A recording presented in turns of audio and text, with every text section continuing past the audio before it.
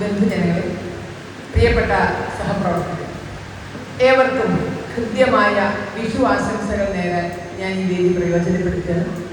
വിഷു അവിടെ കഴിഞ്ഞ് അതിൻ്റെ 10ാം ഉദയവും ഒക്കെ കഴിഞ്ഞുവെങ്കിലും നമ്മൾ ആഘോഷിക്കുമ്പോൾ തീർച്ചയായും നമ്മുടെ മനസ്സിൽ ഇത് തന്നെയാണ്. അതുകൊണ്ട് ഏവർക്കും ഹൃദ്യമായ വിഷു ആശംസകൾ. വളരെ സന്തോഷവും സുഖവും മനസമാധാനവുമുള്ള കലിവർഷം 5128 എല്ലാവർക്കും ഭഗവാന്റെ അനുഗ്രഹത്തോടു കൂടി ഉണ്ടാകട്ടെ എന്നുകൂടി പ്രാർത്ഥിക്കാൻ ഞാൻ ഈ വേദി പ്രയോജനപ്പെടുത്തി. വളരെ നമ്മൾക്കൊക്കെ ആനന്ദിപ്പിക്കുന്ന കലാപരിപാടികൾ കഴിഞ്ഞു. ഇനി ഏവരും കാത്തിരിക്കുന്ന സദ്യ അപ്പുറത്തുണ്ട്. പിന്നെ രണ്ടിൻ്റെ ഇടയിൽ സാൻഡ്വിച്ച് മോഡൽ നിൽക്കുക, ഇടയപ്പെട്ടിട്ട് സാംസ്കാരിക സമ്മേളനം ആ രൂപത്തിൽ നിൽക്കുക. എത്രത്തോളം അപ്പോൾ നമുക്കത് ഉൾക്കൊള്ളാനുള്ള മനസ്സുണ്ടാവും എന്നൊന്നും എനിക്കറിയില്ല. നമ്മൾ ഇങ്ങനെ ഒന്ന് കാണുക എന്നുള്ളതൊക്കെ തന്നെയാണ് ഏറ്റവും വലിയ കാര്യം. ഞാനെന്താ പറയാൻ പോണ്, അല്ലെങ്കിൽ ഞാൻ എന്താ പറയേണ്ടത്, ഇത് എന്നേക്കാൾ നന്നായി പൂർണ്ണ ബോധ്യമുള്ളവരാണ് എൻ്റെ മുന്നിൽ ഇരിക്കുന്നത് എന്നെനിക്കറിയാം. അതുകൊണ്ടാണ് പറഞ്ഞത് ഒരേ വാക്കുകളെ കൊണ്ട് അങ്ങനെ പറയണമെന്നില്ല. എന്താ പറയണ്ടേ പറഞ്ഞ് അവസാനിപ്പിക്കുമ്പോൾ നിങ്ങൾക്ക് ഒന്നേ ചോദിക്കാനുള്ളൂ, ടീച്ചർ അത് പറഞ്ഞില്ലല്ലോ അല്ലെങ്കിൽ ഇത് പറഞ്ഞില്ലല്ലോ. അങ്ങനെ എന്തൊക്കെയോ മനസ്സ് തിങ്ങി നിറഞ്ഞു നിൽക്കുന്നവരാണ് എൻ്റെ മുന്നിൽ നിൽക്കുന്ന എല്ലാവരും എന്നെ പൂർണ്ണമായ ബോധ്യമില്ല. അപ്പൊ ഏതായാലും വിഷു നവവത്സരമാണ്, ഒരു പുതുവർഷത്തെ വരവേൽക്കുകയാണ്. പുതുവർഷത്തെ വരവേൽക്കുമ്പോൾ സ്വാഭാവികമായി അതിനിപ്പോൾ ഒരു സ്കൂൾ തുറക്കുകയാണെങ്കിൽ പോലും നമ്മുടെ ഒരു സ്വഭാവം എന്താ, നമ്മൾ കുറെ തീരുമാനങ്ങൾ എടുത്തില്ലേ, ന്യൂ ഇയർ റെസൊല്യൂഷൻ എന്നൊക്കെ നമ്മൾ ചില പേരൊക്കെ കൊടുത്ത് ചില തീരുമാനങ്ങളൊക്കെ ഉണ്ട്. അപ്പൊ എങ്ങനെയാ തീരുമാനം എടുക്കുക? സ്കൂളിനെ സംബന്ധിച്ചിരിക്കാണ്. ജൂൺ 1-ാം തീയതി സ്കൂൾ തുറക്കുമ്പോൾ എല്ലാ കുട്ടികളും നമ്മളൊക്കെ കുട്ടികളാകുമ്പോൾ കുറേ തീരുമാനങ്ങളുണ്ട്. കഴിഞ്ഞ വർഷത്തെ പോലെ ആവില്ല ഈ വർഷം ഞാൻ അന്നോന്ന് പഠിപ്പിക്കണതൊക്കെ അന്ന് പഠിക്കും, കൃത്യമായി നോട്ട് എഴുതുന്നത്, പരീക്ഷ സമയത്തേക്ക് ഒന്നും കൊന്നുകൂടി വെക്കില്ല. ഇങ്ങനെ എന്തൊക്കെ തീരുമാനങ്ങൾ എടുക്കാമോ? ജൂണിൽ ആദ്യത്തെ ആഴ്ചതൊക്കെ കറക്റ്റാണ്. ആദ്യത്തെ ആഴ്ചയിൽ പറഞ്ഞവരെ അപ്പോഴൊക്കെ നോട്ട് എടുക്കുക, പഠിച്ചതൊക്കെ പഠിക്കുക. 2ാമത്തെ ആഴ്ച അപ്പോഴേക്ക് ഒന്ന് പിന്നോട്ട് വെച്ച് ജൂലൈ മാസം ആവുമ്പോൾ 4 തീരുമാനം എടുത്തു. എപ്പോൾ തീരുമാനം എടുത്തു? ഇതേ തീരുമാനം നമുക്ക് വീണ്ടും അടുത്ത വർഷം എടുക്കാം. അതാണ് സമാധാനം. മറ്റേ വനമഹോത്സവത്തിൻ്റെയൊക്കെ ഒരു പ്രത്യേകതയില്ല. ഈ വർഷം വെച്ച കുഴിയിൽ തന്നെ അടുത്ത വർഷം വെച്ചാൽ കാരണം ഇത് വളർന്നു വലുതായിട്ടുണ്ടാവില്ല. അതുകൊണ്ട് ഈ വർഷം വെച്ച കുഴിയിൽ തന്നെ ഒന്നിങ്ങോട്ട് മാറ്റിയാൽ അടുത്ത വർഷം നമുക്ക് ഈ വെക്കാന്നുള്ളതുകൊണ്ട് ഈ വർഷം എടുത്ത തീരുമാനമൊക്കെ തന്നെ അടുത്ത വർഷം എടുക്കാൻ കാരണം ഇതിലൊന്നും നടപ്പിലായി എന്നുള്ള കുഴപ്പം സംഭവിക്കാത്തത് കൊണ്ട്. അപ്പോൾ അതുപോലെ അല്ല മതി. ഇത് ഭഗവാനെ സാക്ഷി നിർത്തിയാണ് പുതുവർഷത്തിനെ വരവേൽക്കുന്നത്. ഇതിന്റെ വ്യത്യാസമുണ്ട്. കേവലം ഒരു കലണ്ടർ മാറ്റമല്ല ഇവിടെ ഈ പുതുവർഷത്തിലുള്ള. മറ്റൊക്കെ ഒരു കലണ്ടർ എടുത്ത് മാറ്റുകയാണ്. 2025 കലണ്ടർ അങ്ങോട്ട് എടുത്തിട്ടു 2026 കലണ്ടർ വെച്ച് പഠിക്കുന്നു. മാത്രം അങ്ങനെ പഠിക്കണില്ലല്ലോ, അത് വെക്കാൻ ഒരുപാട് ബുദ്ധിമുട്ടുന്നുണ്ട്. രാത്രി മുഴുവൻ കുടിച്ച് പൂസായി ഇല്ലേ, അവസാനം എല്ലാം വിളിച്ചോ കോഫി ഇതിന് വേണം ഈ കലണ്ടർ ഒന്ന് എടുത്ത് മാറ്റണമെങ്കിൽ. എല്ലാം വിളക്കി കത്തിച്ച് ഐശ്വര്യ പ്രതീകമായി എല്ലാം വെച്ചുകൊണ്ട് ഭഗവാനെയും സാക്ഷി നിർത്തി ഒരു പുതുവർഷത്തെ വരവേൽക്കുന്നത്. ബോധമില്ലാതെ പുതുവർഷത്തിലേക്ക് അറിയാണ്ടെടുത്ത് ചാടുന്ന ഒരുപാട് വ്യത്യാസം. ഇത് അതുവരെ ഉറങ്ങിക്കിടന്നവർ പൂർണ്ണമായി ഉണർന്ന് എന്തൊക്കെയോ ചില നല്ല കാര്യങ്ങൾ കണ്ട് ചില നല്ലതിലേക്കുള്ള പ്രവേശനമാണ് വിഷു എന്ന് പറയുന്നത്. അതുകൊണ്ട് അതിൻ്റെതായ ഒരു മനസ്സുഖത്തോടു കൂടി തന്നെയാണ് നമ്മുടെ പുതുവർഷത്തെ വരവേൽക്കുന്നത്. അപ്പൊ ഭഗവാന്റെ മുന്നിൽ കണിവെക്കേണ്ട സാധനങ്ങൾ എന്തൊക്കെയാണ് എന്ന് ഒന്ന് നോക്കി പഠിച്ചു വെക്കണതൊക്കെ കൊള്ളാം കേട്ടോ. നമ്മൾ വീട്ടിൽ വെക്കുന്നുണ്ട് എന്നൊന്നും പറഞ്ഞ കാര്യമില്ല, അതൊക്കെ ഒന്ന് എഴുതി വെച്ചോളൂ. വിഷുവിന് കണി വെക്കാവുന്ന സാധനങ്ങൾ എന്താണെന്നറിയാമോ? ആനത്തലയോളം വെണ്ണ തരാമട, ആനന്ദ ശ്രീകൃഷ്ണ എന്ന് പാടിയോല നമ്മൾ. ഈ വിഷു കഴിഞ്ഞപ്പോൾ കേരളത്തിൽ മനസ്സിലായി ആനത്തലയോളം വെണ്ണ കൊടുത്താൽ പോരാ, ആനത്തലയോളം മന്തി തരാമട ആനന്ദ ശ്രീകൃഷ്ണ എന്ന് പറയുന്ന ഒരു വല്ലാത്ത അവസ്ഥയിലേക്ക് ഇപ്പോൾ നമ്മുടെ വിഷുവിനെ കൊണ്ടുവന്ന് എത്തിച്ചിട്ടുണ്ട്. എന്തുമാകാം എന്നുള്ള ഒരു സ്ഥിതിയിലേക്ക് ചൂണ്ടിക്കാണിച്ചവർ മോശമായ എന്നൊക്കെ അറിയാം.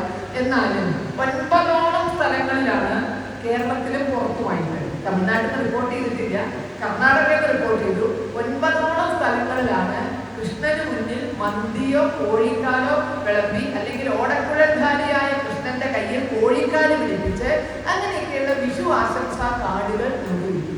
നിങ്ങൾക്ക് അതങ്ങോട്ട് സ്വീകരിച്ചാൽ എന്താ എന്ന് ചോദിക്കുമ്പോൾ സ്വീകരിക്കാമായിരുന്നു. പക്ഷേ അധർമ്മത്തിനെതിരെ വെറും ഒരു പീലിക്കൊണ്ടോ ഒരു പീലി തുണ്ടുകൊണ്ടോ ഒരു മയിൽപ്പീലി കൊണ്ടോ ഒരു ചമ്മട്ടി കൊണ്ടോ ഒക്കെ അധർമ്മത്തിനെതിരെ തേർത്തെളിച്ച ഭഗവാനെയാണ് കണി കാണുന്നത്. അപ്പൊ അതുകൊണ്ട് അധർമ്മം കണ്ടാൽ അങ്ങനെ ഇരുന്നോട്ടെ എന്ന് പറയുന്ന കൃഷ്ണനെ അല്ല നമ്മൾ കണി കാണുന്നത്. അധർമ്മത്തിനെതിരെ ഒരു ധർമ്മയുദ്ധത്തിന് വേണ്ടി വന്നാൽ ചമ്മട്ടിയെടുത്ത് സൂതനായി നിന്ന് തന്റെ പേര് പ്രശസ്തി താഴാനൊന്നും ഒരു കുഴപ്പമില്ല.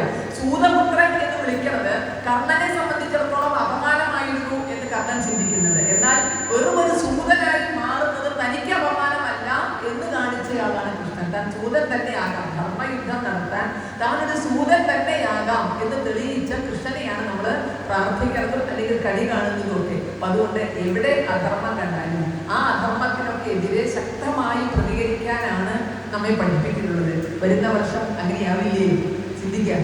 കണി കാണുമ്പോൾ ചില റെസൊല്യൂഷൻസ് ഒക്കെ എടുക്കണം. അപ്പോൾ അരുതാത്തത് എവിടെ കണ്ടാലും അത് അരുതെന്ന് പറഞ്ഞില്ലെങ്കിൽ ആ അരുതായ്മകളായിരിക്കാം പിന്നീട് നമ്മുടെ ധർമ്മ സന്ദേശമായി ഒക്കെ മാറുക. അത്രയേ ഉള്ളൂ. അപ്പോ എവിടെയാണ് ആചാരം എന്ന് പറഞ്ഞാൽ എന്താ? ഗ്രന്ഥങ്ങളിൽ എഴുതി വെച്ചത് മാത്രമല്ല ആചാരം. പലപ്പോഴും യത്യാചരത ശ്രേഷ്ഠ, ശ്രേഷ്ഠന്മാർ എന്താണോ ആചരിക്കുന്നത് പലപ്പോഴും അത് ആചാരമായി മാറ്റപ്പെട്ടേക്കാം. അപ്പൊ നമ്മളൊന്ന് ചിന്തിക്കുക, നമ്മുടെ സ്വാതന്ത്ര്യ സമരത്തിലെ ശ്രദ്ധേയമായ ഒരു ഏടാണ് മറ്റേ ഉപ്പു സത്യാഗ്രഹം. ദണ്ഡി കടപ്പുറത്തേക്ക് ആരാധ്യനായ ഭാരതത്തിന്റെ മഹാനായ പുത്രൻ മഹാത്മജിയുടെ നേതൃത്വത്തിൽ 78ഓളം അനുയായികളുമായി സബർമതി ആശ്രമത്തിൽ നിന്ന് ദണ്ഡി കടപ്പുറത്തേക്ക് നടത്തിയ യാത്ര സ്വാതന്ത്ര്യ സമരത്തിന്റെ തിളങ്ങുന്ന ഏടാണ്. അതും ഇതുമായിട്ട് എന്താ ബന്ധം എന്ന് ചോദിക്കണ്ട, ചെറിയൊരു ബന്ധമുണ്ട് എന്ന് പറയാതിരിക്കാൻ പറ്റും. ഭാരതത്തില് വിഷ്ണു ഭക്തർ അല്ലെങ്കിൽ നമുക്കുള്ള അങ്ങനെ ഭേദമൊന്നുമില്ല, അവരുടെ മനസ്സിൽ താലോലിച്ചിരുന്ന ഒരു വിഷ്ണു ഭക്തി ഗാനമാണ് രാംധുൻ എന്ന് പേരായിരുന്നു. രാമഭക്തി ഗാനം എന്ന് പറയാവുന്ന വിധത്തിൽ ആരാധ്യനായ ലക്ഷ്മണാചാര്യ രചിച്ച നാമരാമായണത്തിലേത് എന്ന് നമ്മൾ വിശ്വസിക്കുന്ന വരികൾ ആരാധ്യനായ വിഷ്ണു ദിഗംബർ പലേക്കർ മറ്റേ സംഗീതം നിർവഹിച്ചിട്ടുള്ള നമുക്കൊക്കെ ഏറെ അറിയുന്ന, ഇത്രയും പറഞ്ഞ പറയില്ല, ഇനി പറഞ്ഞാൽ കിട്ടും രഘുപതി രാഘവ രാജാറാം എന്നാണ്. രഘുപതി രാഘവ രാജാറാം എന്നുള്ള പാട്ട് ഇതിങ്ങനെ എല്ലാവർക്കും അറിയുണ്ടാവും. രഘുപതി രാഘവ രാജാറാം പതീത പാവന സീതാറാം. അടുത്ത വരി എന്താ? അടുത്ത വരി എന്താ? അടുത്ത വരി ഈശ്വര. അങ്ങനെ ഒരു വരി രാമരാമായണത്തിൽ എവിടെയും ലക്ഷ്മണൻ ആചാര്യ രചിച്ചിട്ടില്ല. അങ്ങനെ ഒരു വരി അതിനകത്തില്ല. പകരം അത് കേറിക്കൂടിയതാണ്.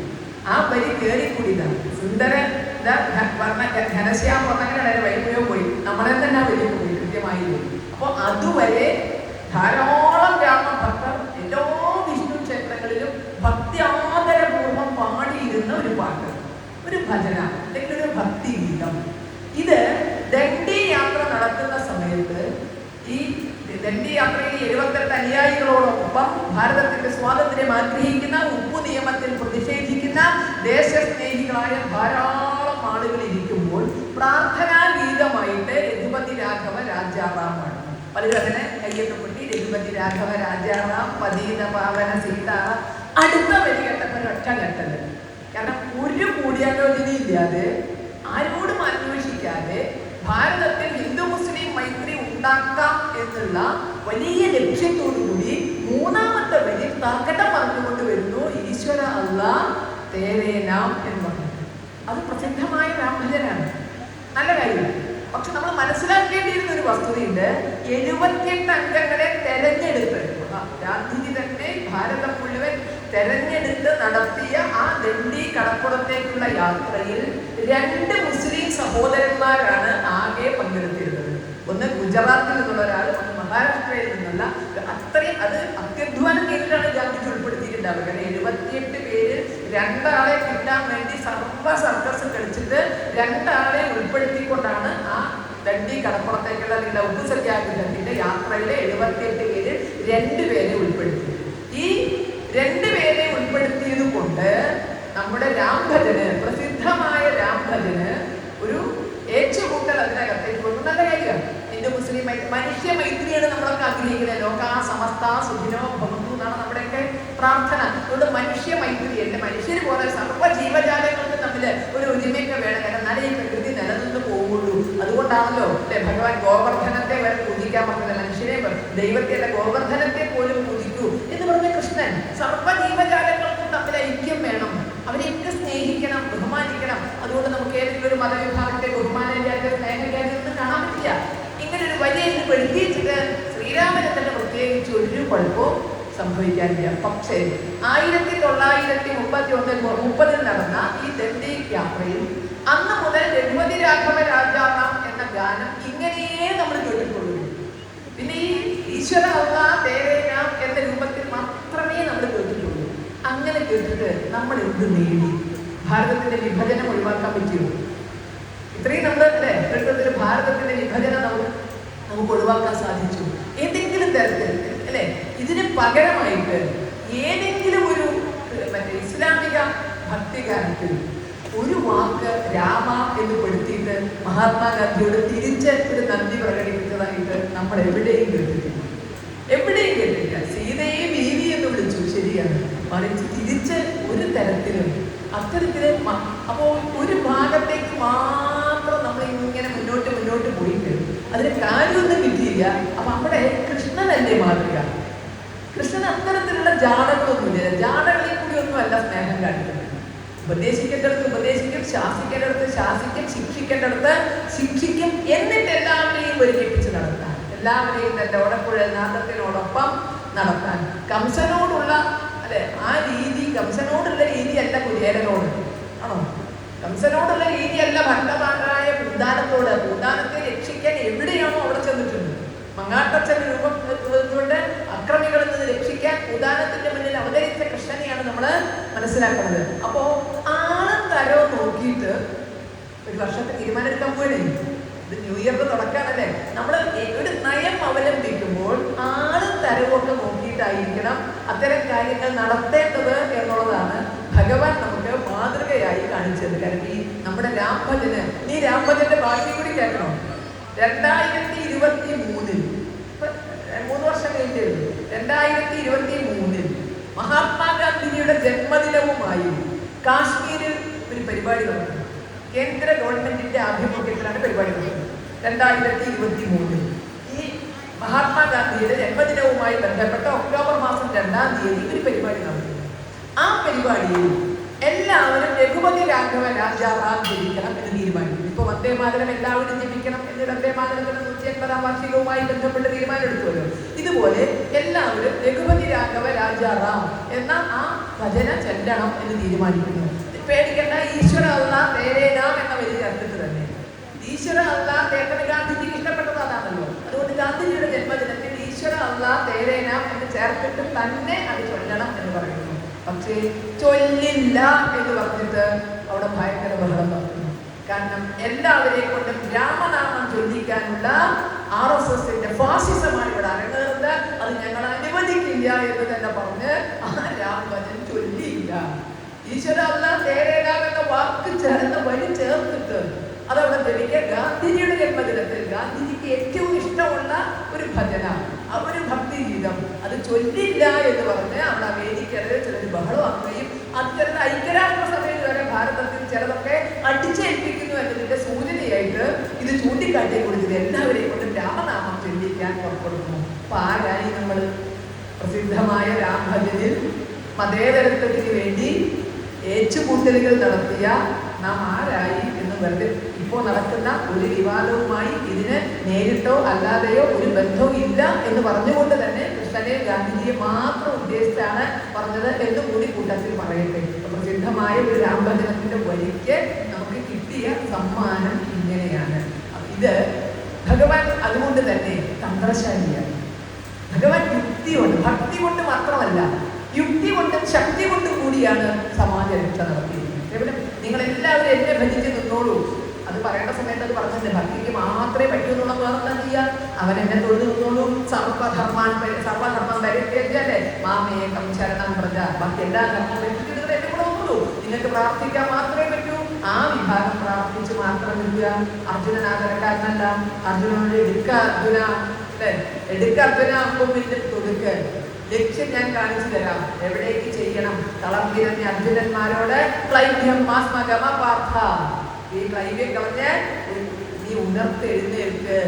വിവേകാനന്ദ സ്വാമികൾ നമ്മളോട് കഠോപനിഷത്തിലെ വരികൾ ആവർത്തിച്ച് പറഞ്ഞു തന്നിട്ടുണ്ട്. ഉദ്ദിഷ്ടത, ജാഗ്രത, പ്രാപ്യവര, നിബോധത.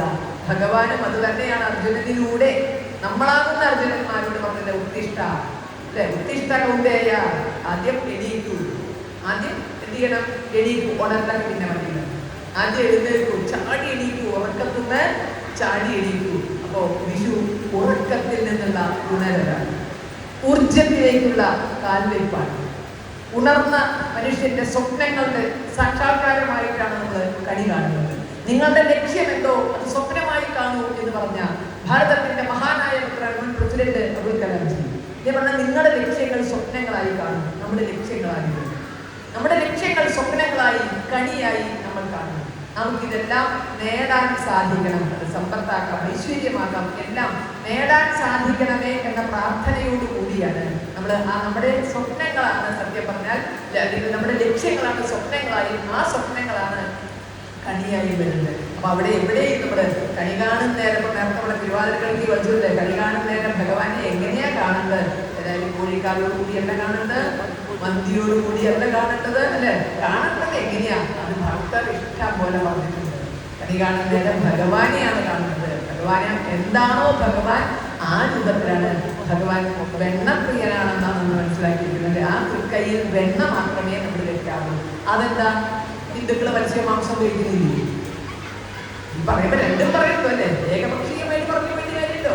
ഹിന്ദുക്കള് 90% ദക്ഷിണേന്ത്യയിലെങ്കിലും, 90% അല്ലെ, കേരളത്തിലേക്ക് വരുമ്പോഴേക്കും അത് 98, 99 ഒക്കെ കണക്കാക്കാം. മത്സ്യമാംസം കഴിക്കുന്നുണ്ട്, ഇഷ്ടംപോലെ കഴിക്കുന്നുണ്ട്. മന്തി കഴിക്കുന്നില്ലേ? ഒരു പക്ഷെ അതിന്റെ ഏറ്റവും കൂടുതലുള്ള കസ്റ്റമേഴ്സ് ഹിന്ദുക്കളായിരിക്കാം, അവരെ കരുതിയായിരിക്കാം അതുണ്ടാക്കുന്നത്. കഴിക്കുന്നുണ്ട്, മന്തി കഴിക്കുന്നുണ്ട്, മത്സ്യമാംസം കഴിക്കുന്നുണ്ട്. മത്സ്യമാംസം കഴിക്കരുത് എന്ന് എവിടെയും പറഞ്ഞിട്ടില്ല. സനാതന ധർമ്മത്തിൽ എവിടെയും പറഞ്ഞിട്ടില്ല മത്സ്യമാംസം കഴിക്കരുത്. അത് അതാതിൻ്റെതായ തലങ്ങളിൽ അതിന്റെ മഹിമ പറഞ്ഞിട്ടുണ്ടാവും. പച്ചക്കറിയുടെ അല്ലെങ്കിൽ മറ്റു സാത്വിക ഭക്ഷണത്തിന്റെ ഗുണം എന്താണ്? ഭഗവാൻ പോലെ 3 തരം ഭക്ഷണം ഉണ്ടാകുന്ന ഗീതയിൽ പറഞ്ഞിട്ടുണ്ട്.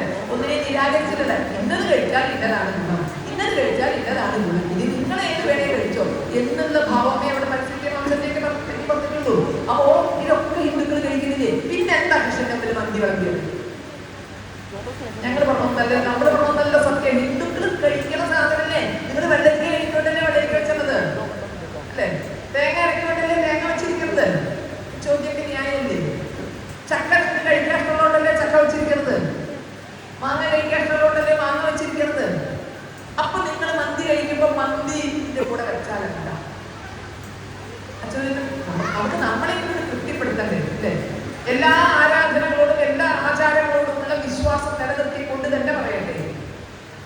എല്ലാ മതസ്ഥരുടെ ആഘോഷങ്ങളിലും പങ്കെടുക്കുന്നവരാണ് നമ്മൾ. ഇപ്പൊ ക്രിസ്മസ് ആഘോഷിക്കുന്നു, അല്ലേ? ക്രിസ്ത്യാനികൾ ആരാധനയ്ക്ക് പോലും വീഞ്ഞ് ഉപയോഗിക്കുന്നവരാണ്. വൈനറി ലൈസൻസ് ഉണ്ടോ? പല ക്രൈസ്തവ സഭകൾക്കും വൈനറി, സർക്കാർ കൊടുത്തുള്ള വൈനറി ലൈസൻസുകളിൽ ബഹുഭൂരിപക്ഷവും അവർക്കാണ് എന്നൊരു സത്യമുണ്ട്. അതായത് വീഞ്ഞാക്കി മാറ്റാനുള്ള, വീഞ്ഞ് ഉണ്ടാക്കാനുള്ള ലൈസൻസ് അവർക്ക് കൊടുത്തിട്ടുണ്ട്. അതുപോലെ തന്നെ തൃശ്ശൂർ ജില്ലയിലെങ്കിലും പന്നി മാംസം ഏറെക്കുറെ നിർബന്ധമാണ് ക്രിസ്മസുമായി. ബാക്കിയുള്ള കാര്യം എനിക്കറിയില്ല, ക്രിസ്മസുമായി ബന്ധപ്പെട്ട്. അപ്പൊ ആരാധനയ്ക്ക് പോലും വൈൻ ഉപയോഗിക്കുന്നു. ഇനിയിപ്പോ വേണമെങ്കിൽ ഒന്നിച്ചൊക്കെ ഇരുന്ന് മദ്യപിക്കുന്നുണ്ടെന്നും ഒരു കുടുംബാംഗങ്ങളുടെ രസത്തിന് വേണ്ടിയിട്ട് കമ്പനിക്ക് വേണ്ടി ഒന്നിരുന്ന് ആഘോഷങ്ങൾ കഴിക്കണമുണ്ട്. അത്ര വലിയ വിലക്കൊന്നും അവിടെ എവിടെയും പറഞ്ഞില്ല. ഇതാണ് വാസ്തവമെങ്കിൽ നമ്മൾ അങ്ങനെ ഒരു ക്രിസ്മസ് ആശംസ നേർന്നാൽ എങ്ങനെയിരിക്കും? യേശു ക്രിസ്തുവിന്റെ കയ്യിൽ റമ്മിന്റെ കുട്ടി കൊടുത്തിട്ടോ അല്ലെങ്കിൽ പന്യമാംസം വിളക്കി വെച്ചിട്ടോ നമ്മൾ ചെയ്യുമോ? അത് നക്ഷത്രങ്ങളെ കാണിച്ചുകൊണ്ടിരിക്കും, അല്ലേ? കേക്ക് വെക്കും, അല്ലെ? അതിനപ്പുറം ഇങ്ങനെ ഒരു ആശംസ നമ്മൾ അറിയുന്നില്ല. മുസ്ലിങ്ങൾ റംസാന് ഇഷ്ടംപോലെ മാംസം കഴിക്കും, ഒക്കെ ശരിയാണ്. ഈ മന്തി വെച്ച റെസ്റ്റോറൻറ്റുകളുടെ റംസാൻ ആശംസകൾ നമ്മൾ പോയി തപ്പിയെടുക്കും. റംസാൻ കഴിഞ്ഞിട്ട് ഇവരുടെ റംസാൻ ആശംസകൾ നിങ്ങൾ പുറകിലേക്ക് ഫേസ്ബുക്ക് പേജിൽ ഇതിലൊക്കെ ഞങ്ങൾ മാറി പിന്നിലേക്ക് പോയി ഒക്കെ വിളിക്കും. എങ്ങനെ റംസാൻ ആശംസ അറിയോ? നല്ലൊരു കിറ്റ്, നമ്മൾ ഈ ഗിഫ്റ്റൊക്കെ കൊടുക്കുന്ന കിറ്റ് ഉണ്ടല്ലോ, നല്ല ഗോൾഡ് ആൻഡ് പേപ്പർ എന്നൊക്കെ വെച്ചിട്ട് ഒരു ഗിഫ്റ്റിന്റെ ഒരു സഞ്ചി, ആ കാർഡ്ബോർഡ് പേപ്പറൊക്കെ നല്ല ഭംഗിയുള്ള ഒരു സഞ്ചി, അതിന്റെ പുറത്ത് കുറച്ച് മലയാളം കഴിച്ചിട്ട് ചന്ദ്രക്കലയെ നക്ഷത്രം റംസാൻ ആശംസ. അതെന്താ? മാംസം കഴിക്കുന്നുണ്ട്, മന്തി കഴിക്കുന്നുണ്ട്. എന്തേ മന്തിക്കടക്കാരൻ റംസാൻ ആശംസയ്ക്ക് മന്തി വെക്കാഞ്ഞത്? ഭഗവാന്റെ മുന്നിൽ അങ്ങനെ കുന്നോളം ആനത്തലയോളം മന്തി വെച്ച് അതിന്മേ ആനയോളം വലുപ്പുള്ള കോഴിക്കാടും വെച്ച് ഭഗവാന് കൊടുത്തപ്പോ റംസാൻ ആശംസ കിറ്റാണ്. നോമ്പ് സമയത്ത് കൊടുത്തിരിക്കുന്നത് ജ്യൂസിന്റെ ഒരു ഗ്ലാസ് ജ്യൂസ് നിറച്ച് വെച്ചിട്ടുണ്ട്, കുറെ ഫ്രൂട്ട്സ് അതിന്റെ ചുറ്റും വെച്ചിട്ടുണ്ട്. എന്നിട്ടാണ് ഈദ് ഉൽ ഫിത്തർ ആശംസകൾ. എന്ത് ഭംഗിയായിട്ടാണ് ചെയ്തേക്കുന്നത്. അപ്പൊ അറിയാണ്ടല്ല, വളരെ കൃത്യമായിട്ട് അറിയാം. ഈ ജ്യൂസും ഫ്രൂട്ട്സും മാത്രം വെച്ചിട്ട് ഈദ് ഉൽ ഫിത്തർ ആശംസകൾ അല്ലേ. അതല്ലാതെ ആ നോമ്പിനിടയ്ക്ക് വരൂ നമുക്ക് ഉച്ചയ്ക്ക് നല്ലൊരു മന്തി കഴിക്കാം എന്ന് പറഞ്ഞാൽ റംസാൻ മാസത്തിൽ ഒരു പോസ്റ്റ് ഇടുമോ? ഉച്ചയ്ക്ക് നമുക്ക് നല്ലൊരു മന്തി കഴിക്കാം എന്ന് പറഞ്ഞെടുക്കുമോ? ഇല്ല. അതിലൊക്കെ ചെയ്യേണ്ട മര്യാദ എല്ലാം ചെയ്യുന്നത്. കൃഷ്ണന്റെ കാര്യം വരുമ്പോൾ മാത്രം ഈ മര്യാദ പോകുന്നെങ്കിൽ ഉത്തരവാദികൾ നമ്മളാണെന്ന ബോധം ഈ വർഷത്തിലെങ്കിലും നമുക്കുണ്ട്. ക്രിസ്തുവിന്റെ കാര്യം വരുമ്പോൾ നമുക്ക് എല്ലാവർക്കും ആ മര്യാദയുണ്ട് അല്ലേ. റംസാന്റെ കാര്യം വരുമ്പോൾ നമുക്ക് എല്ലാവർക്കും ആ മര്യാദയുണ്ട്. ഈസ്റ്റർ ഭിന്ന വിധത്തിലാണ് ആശംസാ പാടുന്നത്. ഓണത്തിന് കാര്യം കോമാളിയായിട്ടാണെങ്കിൽ നമുക്ക് കാറ്റുണ്ട് മഹാബലിയിലെ. അതിപൂർണ്ണമായിട്ട് തലമുട്ടണ നിർത്തിയതാണ്. മഹാബലി കോമാളിയൊന്നുമല്ല. ഏതായാലും കോമാളി കുടവയറൻ, അത് ഈ ക്രിസ്മസ് പാപ്പയ്ക്ക് തുല്യമാക്കാൻ ഒരു കുടവയറൻ നമുക്ക് ഉണ്ടായിക്കോട്ടെ കുറിച്ച് വന്നതാണെന്ന് ശരിയാ. ഏതായാലും ഒരു കോമാളി മഹാബലി, ഒരു പൂക്കളം, ഒരു തൃക്കാക്കരയപ്പൻ. കേരളത്തിലെ ഏറ്റവും കൂടുതൽ മദ്യവിൽപ്പന നടത്തുന്ന സമയം ഓണക്കാലമൊക്കെയാണ് ചിലര് അടക്കം പറയുന്നത്. എന്ന് വെച്ചിട്ട് ആരെങ്കിലും ഇതുവരെ ഓണാശംസ നേരുമ്പോ മറ്റേ ബിസ്കിറ്റിയ റമ്മിന്റെ കുപ്പി വെച്ചിട്ടോ ബിവറേജസിലെ ക്യൂ വെച്ചിട്ടോ ആശംസനാണ് ഇല്ലല്ലോ. പൂക്കളം വെക്കും, തൃക്കാക്കരപ്പനെ വെക്കും, ഊഞ്ഞാലിന്റെ വെക്കും, ഇതൊക്കെ നമ്മൾ വെക്കുക. അല്ലെങ്കിൽ മറ്റേ ഓണസദ്യ വെക്കും, ഒരു കുടവയറൻ മാങ്ങേലി വെക്കും. ഇങ്ങനെയൊക്കെയാണ് പതിവ്. ചിലരെങ്കിലും മറ്റേ മട്ടക്കുളം വിളിച്ചാൽ മറ്റേ വാമനെ വെക്കും. ഇന്നേനില്ലതെന്നില്ല, കുറിക്കുന്നത് കുറിക്കല്യാണത്തിന് ഇല്ലതെന്നില്ല. നമ്മളെന്ത് കഴിക്കുന്നു, നമ്മളെന്ത് ഉപയോഗിക്കുന്നു എന്ന് ചോദിച്ചിട്ടാണോ, അതോ എന്താണോ മര്യാദ അതിനനുസരിച്ചാണോ ആശംസ നേടേണ്ടത്? ചിന്തിച്ചു നോക്കിയിട്ടുണ്ട്. അപ്പൊ അവിടെ വലിയ പാളിച്ച സംഭവിച്ചെങ്കിൽ അത് ആകസ്മികമല്ല. ആകസ്മികമാണെങ്കിൽ ഒരു കടക്കേ സംഭവിക്കുമായിരുന്നുള്ളൂ, 9ഓളം കടകൾക്ക് സംഭവിക്കുമായിരുന്നില്ല. ഒരു പൊതു സ്വഭാവം അതിൻ്റെയൊക്കെ പിന്നിൽ കാണാനുണ്ട്. കൃഷ്ണ ദുര്യോധനനേക്കാൾ ദുശാസനേക്കാൾ കൂടുതൽ തീവ്രതയുള്ള, അല്ലെങ്കിൽ കൂടുതൽ നമ്മുടെ പാഞ്ചാലിമാരെ വസ്ത്രാക്ഷേപം നടത്താൻ ഉത്തരവിടാൻ സാധിക്കുന്ന ദുര്യോധനനും, അത് പിടിച്ചു വലിച്ചു കൊണ്ടുവന്ന് വസ്ത്രം അഴിക്കാൻ ആ ഉത്തരവ് അതേപടി നടപ്പാക്കുന്ന ദുശാസനനെ ഒക്കെ നമ്മൾ കേട്ടിട്ടുണ്ട്. അപ്പോ അത്തരക്കാരൊക്കെ കൂടുതൽ ശക്തമായി വരുന്നുവോ കൃഷ്ണ? എങ്കിൽ ഞങ്ങളോടൊപ്പം വേണം, ഞങ്ങളുടെ രഥത്തിൽ ഉണ്ടാകണം, ഞങ്ങളുടെ രഥം നയിക്കണം, എങ്ങോട്ട് പോകണമെന്ന് ഞങ്ങൾക്ക് ദിശാബോധം പകർന്നു തന്നുകൊണ്ട് ഞങ്ങളുടെ രഥം ധരിച്ച് ഞങ്ങളോടൊപ്പം ഉണ്ടാകണം എന്ന് നമുക്ക് പ്രാർത്ഥിക്കാൻ കഴിഞ്ഞാൽ ഇതൊക്കെ അവിടെ അവസാനിക്കും. ഭഗവാനോട് പ്രാർത്ഥിക്കുന്നത്, കൃഷ്ണ നീയൊക്കെ നേരിടുന്നല്ല, ഞാൻ എന്റെ രഥത്തിൽ കൃഷ്ണ എന്റെ രഥം നയിക്കും, ഞാൻ അർജുനനായി രഥത്തിലുണ്ട്, നീ എന്റെ രഥം നയിക്കുക, അത്ര മതി. ഞാൻ എവിടെ പോകണം, എന്തു ചെയ്യണം, എനിക്ക് ലക്ഷ്യം ചൂണ്ടിക്കാട്ടി എന്റെ രഥം തെളിക്കൂ. അല്ലാതെ കൃഷ്ണ കണ്ടോ ഞങ്ങൾ വല്ലാത്ത ബുദ്ധിമുട്ടിലാണ്, ഇവർക്കൊക്കെ വേണ്ടത് കൊടുത്തോളനെ, ഇവരൊരു പാഠം പഠിപ്പിച്ചോളനെ എന്ന് പറഞ്ഞാൽ കൃഷ്ണ കേൾക്കില്ല. പകരം ഞാനുണ്ട്, എന്റെ രഥം നീ ഒന്ന് തെളിക്കൂ എന്ന് പറയാനുള്ള ആത്മവിശ്വാസവും ആർജവും ഈ പുതുവർഷത്തെ വരവേൽക്കുമ്പോൾ അങ്ങനെ ഒരു റെസൊല്യൂഷൻ എടുക്കാൻ ആ പോരാട്ടത്തിന് സജ്ജമായി. ആയുധത്തിലൊന്നും വേണ്ടാട്ടോ. ഇവിടെ മനസ്സിന്റെ ശക്തി സമാഹരിച്ചാൽ മാത്രം മതി, ആയുധം വേണ്ട. മനസ്സിന്റെ ഒരു ശക്തി സമാഹരിച്ച് തെറ്റിനെ തെറ്റെന്നും ശരിയെ ശരിയെന്നും പറഞ്ഞാൽ തീരാവുന്ന വിഷയമേ നമുക്കുള്ളൂ. അപ്പൊ അതുപോലെ നമുക്ക് മുന്നോട്ട് പോകാൻ സാധിക്കേണ്ടത് ഭഗവാനാണ് നമുക്കതിനുള്ള വഴികാട്ടി എന്ന് തന്നെ പറയുന്നത്. പൊന്നിന്റെ തിളക്കമാണ് കണിക്ക്.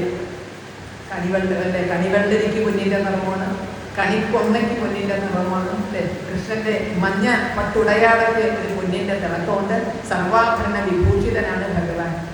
എന്റെ കൃഷ്ണ, വരും വർഷങ്ങളിലെങ്കിലും കൃഷ്ണന്റെയും അയ്യപ്പന്റെയും ചോറ്റാനിക്കര അമ്പടിയൊക്കെ സ്വർണം അതേപോലെ അവിടെ തന്നെ ഉണ്ടാവണേ എന്ന് പ്രാർത്ഥിക്കാനെങ്കിലും പറ്റുമോ?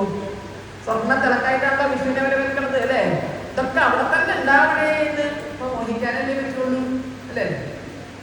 സുപ്രീം കോടതി നമുക്ക് എന്ത് സംവിധാനം ഇല്ലാത്തത്? ഇതൊക്കെ സംരക്ഷിക്കാൻ മുസ്ലിങ്ങളെക്കാൾ ക്രിസ്ത്യാനികളെക്കാൾ സംവിധാനം നമുക്കുണ്ട്. നമുക്ക് വേണ്ടി സർക്കാർ തന്നെ സിസ്റ്റം ഒരുക്കിയിട്ടുണ്ട്. നമ്മൾ കള്ളന്മാരാണെന്ന് വിചാരിച്ചിട്ട്, നമ്മളെ കൊള്ളരുതാത്തവരാണെന്ന് വിചാരിച്ച് ദേവസ്വം ബോർഡ് എന്നൊരു സംവിധാനം നമുക്ക് ഉണ്ടാക്കി തന്നിട്ടുണ്ട്. അതിന് മന്ത്രിമാരുണ്ട്, അവിടെയാണെങ്കിലും ഇവിടെയാണെങ്കിലും, തമിഴ്നാട്ടിലാണെങ്കിലും കേരളത്തിലാണെങ്കിലും അല്ലേ, അതിനൊക്കെയുള്ള സംവിധാനങ്ങളുണ്ട്. അത് നോക്കാനായിട്ട് മന്ത്രിയുണ്ട്, കോടതിയാണെങ്കിലും കണ്ണെമ ചമ്മാതെ അതിൽ തന്നെ നോക്കിക്കൊണ്ട് നിൽക്കുകയാണ്. ഇത്ര ഭാഗ്യവാന്മാർ നമ്മളെ പോലെ വേറെ ആരെങ്കിലും ഉണ്ടോ കൃഷ്ണ? ഞങ്ങളുടെ മതിൽ സംരക്ഷിക്കാനേ ഞങ്ങൾ ഒറ്റക്കൊന്നുമല്ല, ദേവസ്വം ബോർഡ്, ദേവസ്വം മന്ത്രി, അല്ലെ, ദേവസ്വം ബെഞ്ച്, ദേവസ്വം വിജിലൻസ്, ഒന്നിനും ഒരു കമ്പിയില്ല. പണ്ടൊരു കുട്ടി ദാരിദ്ര്യക്കാലത്താട്ടോ, തമാശയ്ക്ക് വേണ്ടിയിട്ട് അല്ലെങ്കിൽ വലിയ മുറുകി ഇരിക്കരുതല്ലോ, വിഷുവല്ലേ, ദാരിദ്ര്യക്കാരാണ്, ഞാൻ പട്ടിണിയാണ്. അപ്പൊ അടുത്ത വീട്ടിലൊരാൾ ശബരിമലയ്ക്ക് പോയിട്ട് അവിടെ വെച്ച് പുലി പിടിച്ച് മരിച്ചു വരും സ്വാമി. അപ്പൊ അദ്ദേഹത്തിന്റെ 16 നടത്തുകയാണ് വീട്ടിൽ, സദ്യ ഉണ്ടല്ലോ.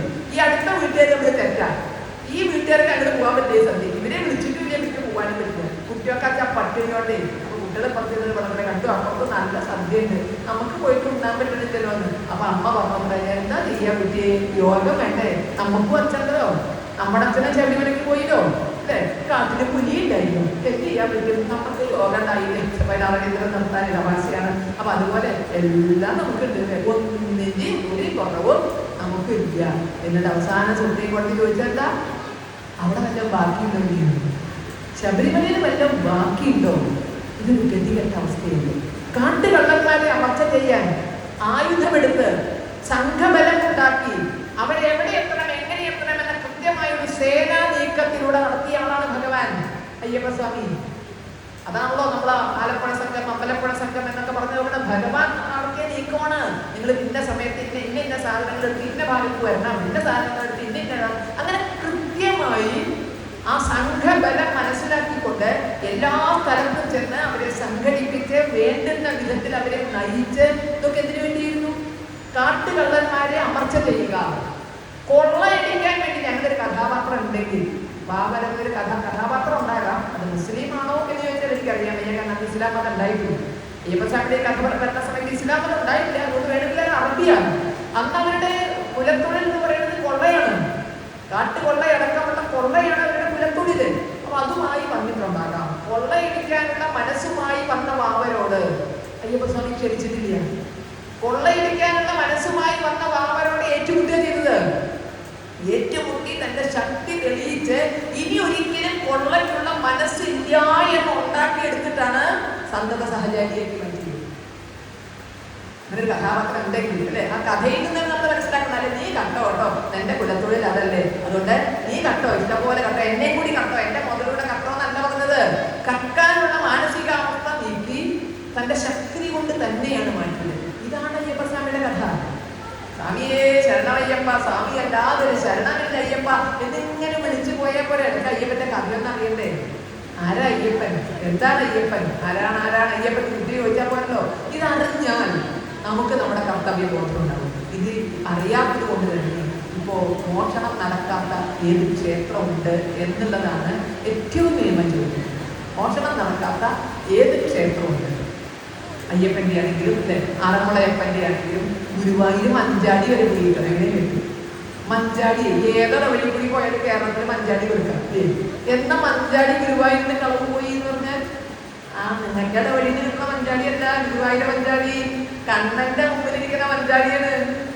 അതൊരു മണി കിട്ടുകയെന്ന് പറഞ്ഞാലേ, അത് പൂജാമണി കൊണ്ടൊക്കെയാന്നൊക്കെ പറഞ്ഞാലേ നമ്മൾ ആ തൂക്കത്തിന് സ്വർണ്ണം കൊടുക്കുന്നുണ്ട്. കണ്ണന്റെ മുമ്പിലിരുന്ന ഒരു മണി മഞ്ചാടി കിട്ടുക എന്നൊക്കെ പറഞ്ഞാൽ ആ ഭക്തിയാണ് ചൂഷണം ചെയ്യുന്നത്. നമ്മുടെ ആ വിശ്വാസത്തെ, നമ്മുടെ ആ സമർപ്പണ ഭാവത്തെ, അതിനെയാണ് ചൂഷണം ചെയ്ത് ഒന്നുമില്ലാത്ത അവസ്ഥയിലേക്ക് എത്തണം. ദിവസം ബെഞ്ചിട്ട് കോടതി അങ്ങനെ നിയമവെട്ടാതെ നോക്കുന്നുണ്ട്. എന്നിട്ടോ എല്ലാം പോയി എന്ന് നമ്മൾ അറിഞ്ഞിട്ട് മാസം വരെയായി. സെപ്റ്റംബർ മാസം മുതൽ ചർച്ച ചെയ്യാൻ തുടങ്ങിയതാണ്. സെപ്റ്റംബർ മാസം ഇവിടെ ഏപ്രിലും വിട പറയാൻ പോകുന്നു ഏറെക്കുറെ. അപ്പൊ മാസങ്ങൾ എത്ര കഴിഞ്ഞു? സെപ്റ്റംബർ മുതൽ. എന്നിട്ടോ ആ പോയി എന്നറിഞ്ഞപ്പോ തന്നെ സ്പെഷ്യൽ ഇൻവെസ്റ്റിഗേഷൻ ടീം ഉണ്ടാക്കി, SIT സ്പെഷ്യൽ ഇൻവെസ്റ്റിഗേഷൻ ടീം. ഈ ടീമിനെ കോടതി അങ്ങനെ കണ്ണങ്ങ വെട്ടാതെ ശ്രദ്ധിക്കുന്നുണ്ട്. എന്നിട്ട് എന്തുണ്ടായി? ഇത്രയും മാസം കൊണ്ട് ജയിലിലേക്ക് അങ്ങോട്ട് പോയവരൊക്കെ റബ്ബർ പന്ത് അടിക്കണ പോലെ അതേപോലെ സ്പീഡിൽ നിൽക്കണമെന്നുണ്ട്. അങ്ങോട്ട് പോയതിനേക്കാൾ വേഗത്തിൽ ഇങ്ങനെ തന്നെ പോകുന്നു. എൻ്റെ കാര്യം ഒരു കുറ്റപത്രം സമർപ്പിക്കാൻ കഴിയുന്നു. കോടതിയുടെ നിർദ്ദേശത്തിൽ സംസ്ഥാനത്തെ ഏറ്റവും മിടുക്കരായ പോലീസ് ഉദ്യോഗസ്ഥന്മാർ രൂപീകരിച്ച SIT ഇരുന്നന്വേഷിക്കണം, നടന്നന്വേഷിക്കണം, കിടന്നന്വേഷിക്കണം, പറന്നന്വേഷിക്കണം, അന്വേഷണത്തോടെ അന്വേഷിക്കണം. എന്നിട്ട് മാസങ്ങൾ ഇത്ര കഴിഞ്ഞിട്ടും എന്താ പോയി, എങ്ങട്ടാ പോയി, ആരാ കൊണ്ടുപോയി, അതറിയില്ല. ഇതിനൊന്നും ഒരു ഉത്തരവില്ല. പിന്നെ എന്താണ് അന്വേഷിച്ചത്? ഏറ്റവും ചുരുങ്ങിയത് എന്ത് പോയി, എപ്പ പോയി, എങ്ങനെ പോയി, ആര് കൊണ്ടുപോയി, ഈ 4 കൃഷ്ണന്റെ മാസം അന്വേഷിച്ചിട്ട് കുറുവാസത്തെ നട്ടപ്പായവർക്ക് കൊണ്ടുപോയവരല്ല, ഭക്തരുടെ മുന്നിൽ നിന്ന് ചാനലുകളുടെ മുന്നിൽ നിന്ന് അടിച്ചെടുത്തുകൊണ്ടാണ്. അതിനൊരു വാലും തന്നെ ഉണ്ടാക്കാൻ പറ്റില്ല എന്നാണ് ആരെയാണ് പൊട്ടന്മാരാക്കുന്നത്? സെമന്തകം കട്ടവനാണ് ഭഗവാൻ എന്ന് പറഞ്ഞവരുണ്ട്. സെമന്തകം കട്ടവൻ ഭഗവാനാണെന്ന് പറഞ്ഞവരുണ്ട്. അതങ്ങനെ മുന്നേ ഗമിച്ചിരുന്ന ഗോകുലന്റെ പിന്നേ ഗമിച്ച് ബഹുഭോക്കളെല്ലാം പിന്നാലെ പിന്നാലെ പോയി. അത് ഞാനല്ലാന്ന് സ്വയം പോയി തെളിയിച്ചില്ല. കട്ടവനാണ് സെമന്തകൻ കട്ടവൻ ആരെന്ന് കണ്ടുപിടിച്ച ഭഗവാനെ കണി കണ്ടാൽ ഈ വർഷം കഴിയുമോ അയ്യപ്പസ്വാമിയുടെ നമ്മൾ പരിപാലനമായി കരുതുന്ന വസ്തുക്കൾ കട്ടവൻ ആരെന്ന് കണ്ടുപിടിക്കാൻ? കൃഷ്ണനെ പോലെ ആകാൻ നമുക്ക് പറ്റുമോ കണ്ടുപിടിക്കാൻ? അല്ലെങ്കിൽ നമ്മൾ ഈ കണി കണ്ടാൽ എന്താ അർത്ഥമുള്ളത്? സ്വയം പോയി അത് ആര് എന്ന് കണ്ടുപിടിച്ചു. സെമന്തകൻ കട്ടവൻ ആരെന്ന് ഭഗവാൻ കണ്ടുപിടിച്ചു. ഭഗവാന്റെ തിരുവാഭരണം പോട്ടെ, അത് പിന്നെ പന്തള കൊട്ടാരത്തോട് നിശ്ചയേ അങ്ങോട്ട് കൊടുത്ത് ഇങ്ങോട്ട് തരണം. ഏറെ കൊണ്ടത് മാറ്റിയിട്ടുണ്ടോ അറിയാം. അതിനെ മാറ്റിയിട്ടോ പരീക്ഷിച്ചാൽ നല്ലത്. അപ്പോ ഈ വിഗ്രഹമടക്കം മാറിയിട്ടുണ്ടോ എന്ന സംശയം കോടതി പ്രകടിപ്പിക്കുന്നുണ്ട്. കാരണം വേണമെങ്കിലാവാം ആ വിഗ്രഹം തന്നെ അവിടെ അമ്പലങ്ങളിൽ പ്രതിഷ്ഠിച്ച വിഗ്രഹമാണോ എന്ന സംശയം പോലും കോടതി. അപ്പൊ അത്രയും ഉണ്ടായിട്ട് ഭഗവാന്റെ ജനന് വാതിൽ അടക്കം അല്ലെങ്കിൽ കട്ടളി വാതിൽ അടക്കം അഴിച്ചു കൊണ്ടുപോയിട്ട് കൃഷ്ണന്മാരായ നമുക്ക് സെമന്തകൻ കട്ടവരാരെന്ന് കണ്ടുപിടിക്കാൻ കഴിഞ്ഞില്ലെങ്കിൽ എന്തിനാണ് നമ്മൾ കൃഷ്ണനെ പ്രാർത്ഥിക്കണം? എന്തിനാണ് നമ്മൾ കൃഷ്ണനെ കാണുന്നത്? അത് വളരെ ഗൗരവമായി ചിന്തിക്കട്ടെ. ഇത് എങ്ങനെ നമ്മൾ കാണും? ഇതിൽ നമുക്ക് കുറ്റം പറയാൻ പറ്റുമോ? ഭക്തി മൂത്തിന്റെ തമിഴ്നാട്ടിലൊക്കെ കുറച്ച് ആൾക്കാരൊക്കെ വന്നിരുന്നുണ്ട്. ഒരു ആഗോള അയ്യപ്പ സംഗമം കേരളത്തിൽ നമ്മളെ നന്നാക്കണമെന്ന കഥ അറിയാനായിട്ട് ഈ പറയുന്നത്.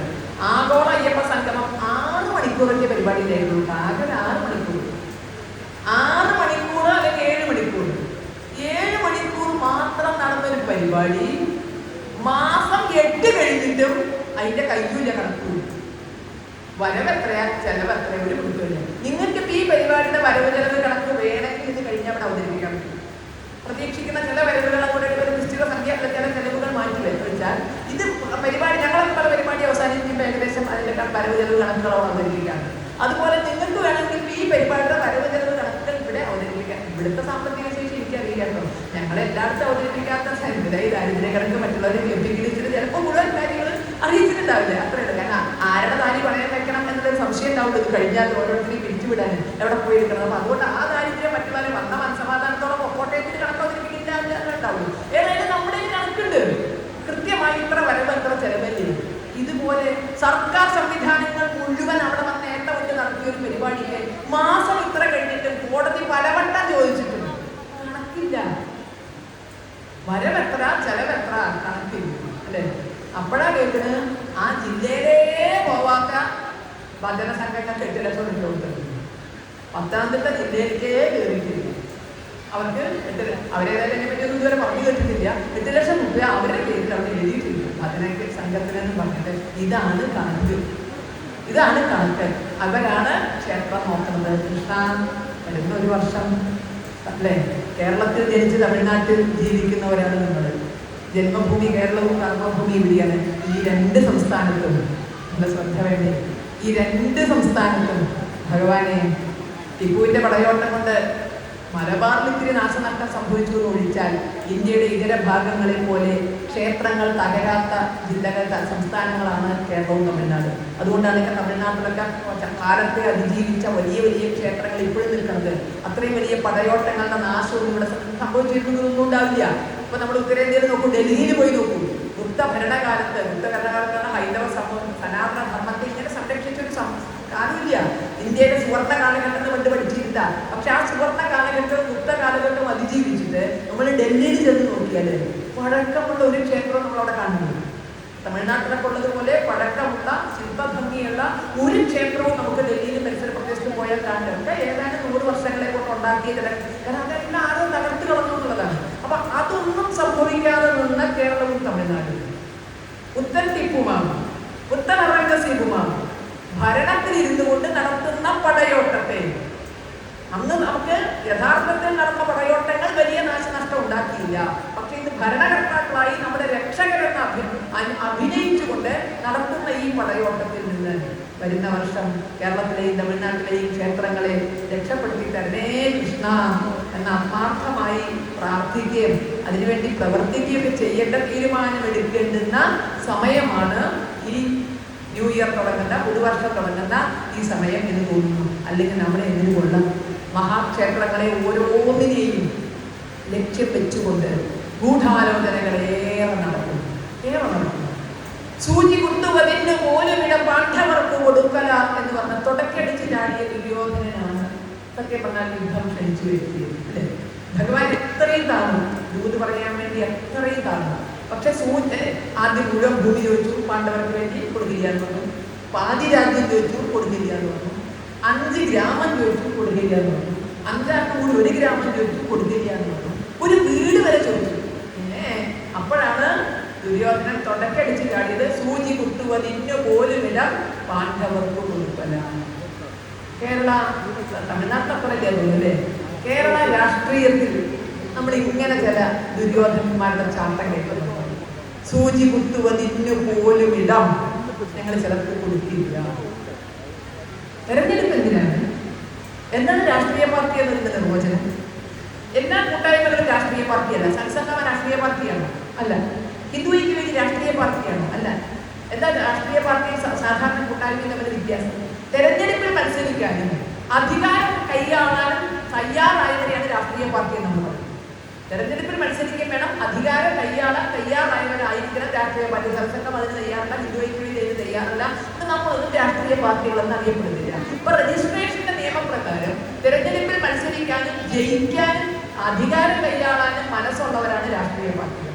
പക്ഷേ കേരളത്തിന്റെ രാഷ്ട്രീയ രംഗത്ത് നിന്ന് ജനാധിപത്യത്തെ വ്യഭിചരിക്കുന്ന വാക്കുകളാണ് നമ്മൾ കേൾക്കുന്നത്.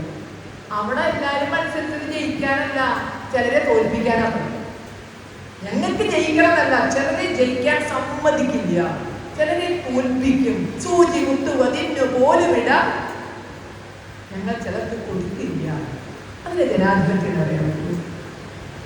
അതിനെ ഈ പറഞ്ഞ രാഷ്ട്രീയത്തിന്റെ ഏതെങ്കിലും വളവ് പോലും വെച്ച് നമുക്ക് ശരിയാണെന്ന് പറയാൻ സാധിക്കും. കൃഷ്ണ, സൂചി കുത്തുവതിന് പോലും ഇടം പാണ്ഡവർക്ക് കൊടുക്കല എന്ന് പറഞ്ഞ ദുര്യോധനന്റെ അഹങ്കാരം ശമിപ്പിച്ച നീ ഞങ്ങളോടൊപ്പം ഉണ്ടാകണം.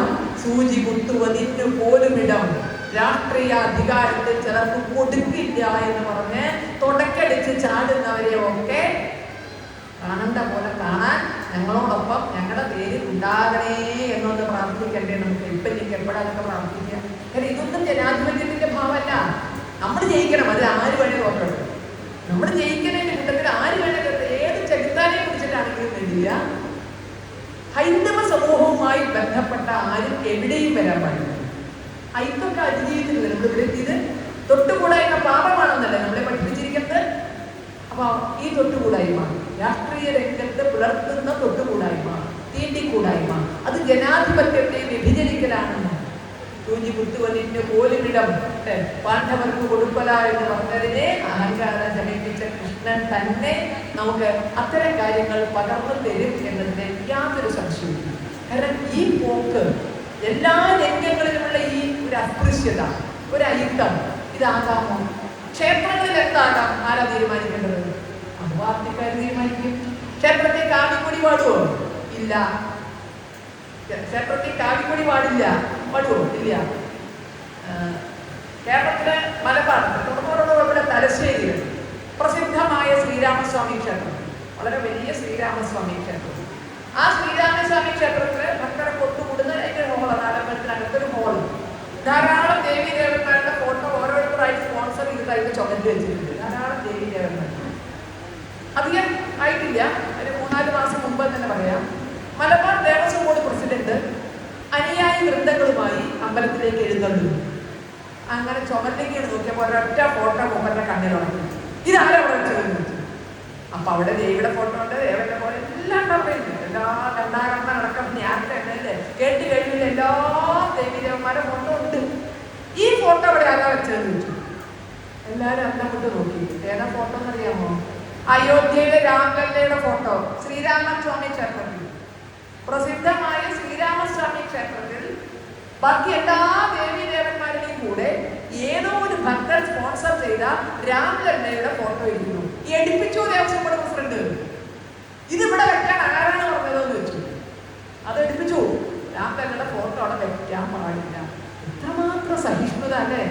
എന്തൊരു ഇവരൊക്കെ നമ്മളെ സഹിഷ്ണുത പഠിപ്പിക്കുന്നത്. ഇപ്പൊ കഴിഞ്ഞ ഒരു 4 ദിവസമായിട്ട് സഹിഷ്ണുത കേട്ട് കേട്ട് എന്റെ തലയൊക്കെ രോമൊക്കെ പോയി. എന്റെ മണ്ടയിൽ മുളകരക്കിന്റെ സഹിഷ്ണുത പറഞ്ഞിട്ടാണ്. എനിക്ക് സഹിഷ്ണുത ഇല്ല. പക്ഷേ ശ്രീരാമസ്വാമി ക്ഷേത്രത്തിൽ രാമലല്ലയുടെ ഫോട്ടോ കണ്ടിട്ട് സഹിഷ്ണുത കൊണ്ട് വിജൃംഭിച്ച് ആ വാക്കിലേക്ക് പറയാൻ പറ്റുള്ളൂ. രാമലല്ലയുടെ ഫോട്ടോ അവിടെ നിൽക്കുന്നത് അത് പാടില്ല. രാമനാമം പാടില്ല. തൃശ്ശൂർ പൂരത്തിന് രാമന്റെ കൊട വെക്കാൻ വെക്കാൻ പാടില്ല. തടപ്പായിട്ട് രാമനെ വെക്കാൻ പാടില്ല. മെസ്സിയെ വെക്കാം, വേൾഡ് കപ്പ് വെക്കാം.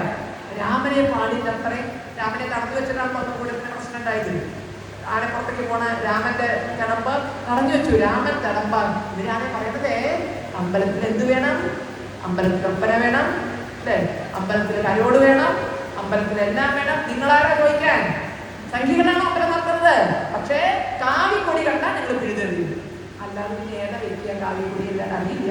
അപ്പൊ നമ്മള് നാട്ടിലൊരു അപകടം നടന്നിട്ടുണ്ടെങ്കിൽ, അല്ലെങ്കിൽ റോഡിലൊരു വലിയ കുഴി ഉണ്ടായിട്ടുണ്ടെങ്കിൽ, അല്ലെങ്കിൽ ഒരു വലിയ ലോഡ് പോകുന്നുണ്ടെങ്കിൽ, അതിപ്പോ എന്താ കൊടി വയ്ക്കുക? ചുവപ്പന്നെ വയ്ക്കുക. നമ്മൾ ആരെങ്കിലും അവിടെ വാശി പിടിച്ചാൽ ആഹാ നിങ്ങളിവിടെ കമ്മ്യൂണിസ്റ്റ് പാർട്ടിയുടെ കൊടി വെച്ച വെക്കട കാവി പറഞ്ഞു കൊടുക്കുന്ന ആരെങ്കിലും, അത് അപകടത്തിന്റെ നിറയാണ്. അത് വെക്കേണ്ടടുത്ത് നിൽക്കും. റെയിൽവേ സ്റ്റേഷനിൽ BJP വെച്ചിട്ട് 10 ചോക്ക് വീശിട്ടുണ്ട് റെയിൽവേ സ്റ്റേഷനിൽ. കാലങ്ങളായിട്ടല്ലേ ഇത്രയും കാലം. ഈ 10-12 കൊല്ലം BJP വെച്ചിട്ട് ഒരു മാറ്റമല്ലേ? വണ്ടി നിർത്തണമെങ്കിൽ ചുവന്ന കൊടി വീശിനു, വണ്ടി പോണെങ്കിൽ പച്ചക്കൊടി വീശിനു. നമ്മൾ ആരെങ്കിലും അവിടെ പോയിട്ട് പിടിക്കടാ കാവിക്കൊടി പറഞ്ഞ് കൊടുത്തിട്ടുണ്ടോ? അല്ലെങ്കിൽ ഇത് രണ്ടും വേണ്ടാന്ന്? നമ്മൾ അന്നമാണല്ലോ കഴിക്കുന്നത്. അതിന്റെ ബുദ്ധി നമുക്കുണ്ടല്ലോ. അതുകൊണ്ട് ഇന്നതേ ഇതുപോലെ ക്ഷേത്രവും സനാതന ധർമ്മവും കാവിയുമായുള്ള ബന്ധം ഇന്നോ ഇന്നലെയോ തുടങ്ങിയതല്ല. രാഷ്ട്രീയ സ്വയംസേവക സംഘം ഉണ്ടായിട്ട് 100 വർഷമാണ്. 100ാമത്തെ വർഷമാണ്. അതിന്റെ ഭാഗമായ ഹിന്ദു ഏകതാ സമ്മേളനമാണല്ലോ നിങ്ങൾ ഇതിന്റെ കൂടെ നടത്തുന്നത്. ഈ വിഷു കഴിഞ്ഞിട്ട് 2026 ഹിന്ദു ഏകതാ സമ്മേളനമാണ്.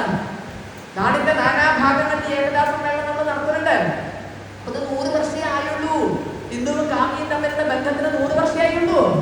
അപ്പൊ കാവി പാടില്ല, ഓം പാടില്ല, രാമൻ പാടില്ല, ദേശഭക്തി ഗാനം തീരെ പാടില്ല.